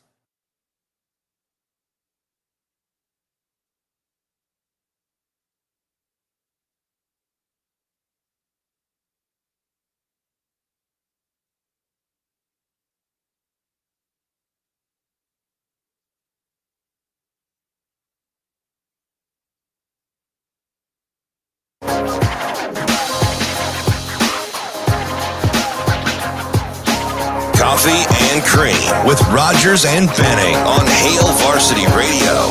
Things you wanted us to get to from the weekend, but we didn't. Cleanup on aisle 6. It's the Coffee and Cream Sports Cleanup on Hail Varsity Radio. Hey, welcome back. As we wind this thing down, maybe you need to wind down your day later on today. Head over to Zipline location, perhaps. What about the downtown Omaha tap room, right across from Charles Schwab Field, a block from You got the name right. Well played. Yep, I almost said. I need to update this read because it's the former ballpark. You're killing so me. I You're not am, even supposed to divulge that. Nope, I am going to give out all information. That's who I am. I don't hold things back. Oh, Embedded between Slowdown smash. and Film Streams, Zipline's Omaha Tap Room, designed to quench your thirst for action. They have fresh pints. They have all the TVs you need, and they promise to keep up with the fast pace of your busy lifestyle. That's the Omaha Tap Room. Go check that bad boy out. Do you get that from your mom or from your dad? Giving out information? Just like what you just said. Yeah. Probably my dad. Probably. I would go. What little I know, I would say that too. Just because, just his personality. Yeah. And I could see him being kind of closet. Mean isn't the word, but very direct. Strict. And you're extremely principled. Your mom. That's a great word to your describe mom. him. Your Principal. Your mom is much more easygoing. It seems Every time, my dad would admit this too. Every time I asked to like go a place in high school, whatever it is, it was always asking mom and just hoping she said yes, and then just out the door being like, "Yeah, I'm going over to this place, Dad. I'll see you later." But more times than not, mom was like, "You got to go ask your dad." I'm like, "Darn it," because now it's always harder. It's always harder. You lean on the easygoing parent, which I know I won't be. I know I'm not going. As much as I would say like I hope I am like the one that my kids come to for those. You're things. gonna be the softie. No, you're I gonna don't be just think the. so. You're gonna be just the opposite. It's gonna be Ashley, man. In public life than you are in private life. It's gonna be Ashley. Ashley's gonna be the softie. I just know it. Oh God, I don't believe that. I don't at all. I don't know. Are you the softie in your household? Not a chance. No. Like, there's no. Not even. You're a teacher. It's and it's not even close. I don't think. Not even close. Ask him sometime. Ask any of the four. Not the softie. Now, question, and this may be pushing boundaries, but I'm going to go there. Because we have a good relationship. Do you think that's because you are theirs? Like you are their parent. Like, not to say that Jay isn't right. No. I understand. Even with because Maya would agree, as would Zoe. Well, you're still both their parents. True, but Jay had. Yeah, that's a good point. I think it's just temperament. So Okay. even with the boys' mom as like world-class athlete, she played on the world in the World Cup. Much softer, quote unquote, than I am. I'm more about. But I think that's still a nurturing characteristic that a mother has. Do you know what I think it is, though? I think it's I see past tomorrow or 3 weeks from now. Like, I'm constantly thinking about the future. Sure. And that's not always a good thing. Believe me. Sometimes I just need to stay in the moment and get my ass in gear, right? Get out of my feelings. It's okay to be emotional. Listen, my mom just sent me a text this morning, as if she doesn't know me. She said, "Good morning. Just take a deep breath. Things will work out. Stress makes you sick. Don't worry about things you can't do anything about. Keep loving your family. Most of all, yourself. Take care of yourself. Loved having you over yesterday." That's amazing. Like, that's. So what time did she send that? 8:22 this morning. Yeah, that's my mom. Hour and a half ago. That's Roughly. my mom. So it's not always like, I don't say that as if to say, oh man, it's like, ah man, hear me roar. I'm hard on my kids, right? Like, sometimes it's a backhanded curse too, right? She literally said, "Don't stress. Don't worry about things you can't control. It will make you sick. Things will work out." I'm scrolling back on my phone because Ashley said something similar to me the other day. She came in doing cartwheels last week. Shane, am I lying? Like, That's a maybe lie. not legit cartwheels, but like That's not a she lie. was so. I mean, skirt and pom poms, like, hey, and she was super tan, and she'd just seen Katie, and she's like, "I'm back," and I was Are like, you sure Zoe wasn't with her? "No, I know, right?" Says the guy who watched his fiance do splits in my house. I was like, "What is going on?" No, she was pumped. Do I look tan? No. Like, you don't think I got No. tan? So Is it because she got burnt? Ashley and Dollar Bill. Remember when Bill came back from wherever well, it was the he white shirt. I'm telling you, it was the white shirt. He looked Hispanic. Yeah. I'm like, I mean, certainly closer. He looked like- certainly closer than Robbie. He looked like Tim Allen in Christmas in the Cranks after he left. But the tanning Ashley bed. was super tan. Super tan. Hey, let's get to the phones. Let's do it. Scott, you're on line one. Welcome to the show. Here to talk NFL draft. Yeah, we didn't even get to sports cleanup, Scott, but because you're on hold, we had to get to you, babe. What's up? Hey, appreciate it, guys. Over the weekend, I was texting one of my buddies who lives down in Lawrenceville, Georgia. That's Gwinnett County. DB, we've talked about this. Oh, yeah. Before. My man. Welcome back. You must have the Cardinal talks. 9 guys. So, Scott, you know what's funny? You know what's funny about that? Did you see the clip on Friday night where Micah Parsons was doing a podcast, or Thursday night? He was so mad at what the Eagles were doing in the draft, he almost walked off. He said they're cheating. And they got 2 Bulldogs.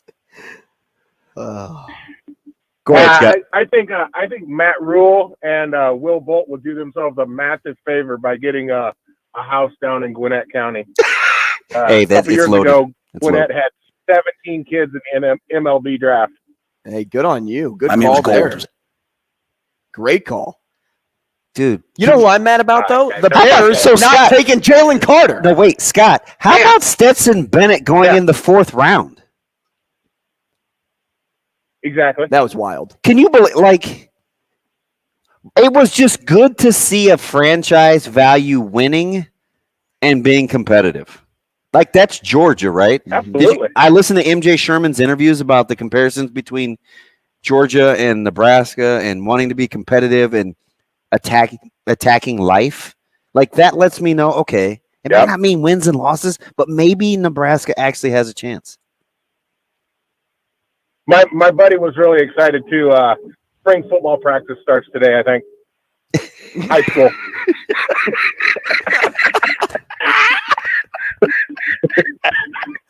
Scott, I don't know where you're getting your facts. Listen, nudge, nudge, wink, wink. Yeah, I mean, life is.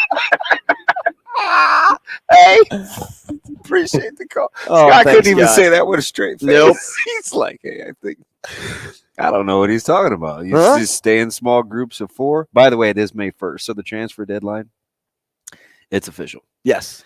Happened yesterday. So everybody that is moving will be moving in the All right, portal. it's great to see everybody. Thank you, guys. Yeah, you guys good? Hey, so you know what? And You in a good mood or what? yeah, I'm in a good mood, Coach. good. Not really. Totally faking today, but I had to because I was happy to see you. Faking? You're having a great time today. Day I after was day after I was happy day. to see you. I know. But So- you're faking it? Yeah, Don't talk to me about that. I'm telling you, it's a lot going on. But listen, you're distracting me now. Now I forgot what I was going to Someone has say. a phone call here. God dang it! Sorry. I own. Stop it, Shane. I'm sorry. Oh, anyway, so you think football is bad and the Metro gets a bad rap for guys being on the move? Talked to 2 head coaches, one indirectly because I wanted to shake Coach Campbell's hand at Lincoln East, and I saw Alex Baugh because he obviously Southwest coach, and we played against his son's team. The movement that will happen in basketball in Lincoln, you can talk about the Metro all you want to. Yeah, Lincoln is on that page. So now they're just following suit with all the wrestlers in the small towns around the state of Nebraska, what's happened with other sports where people just move. The Metro gets a bad rap. We got nothing on basketball. We got nothing on basketball. You wait till those official lists come out in June. People are going to be like, wait, what? What? He's where? What? Oh, yeah. Put him in a, what's the thing that mixes up the balls? Put him in a blender. Yeah, put him in a blender. By the way, welcome back. Hey, thanks.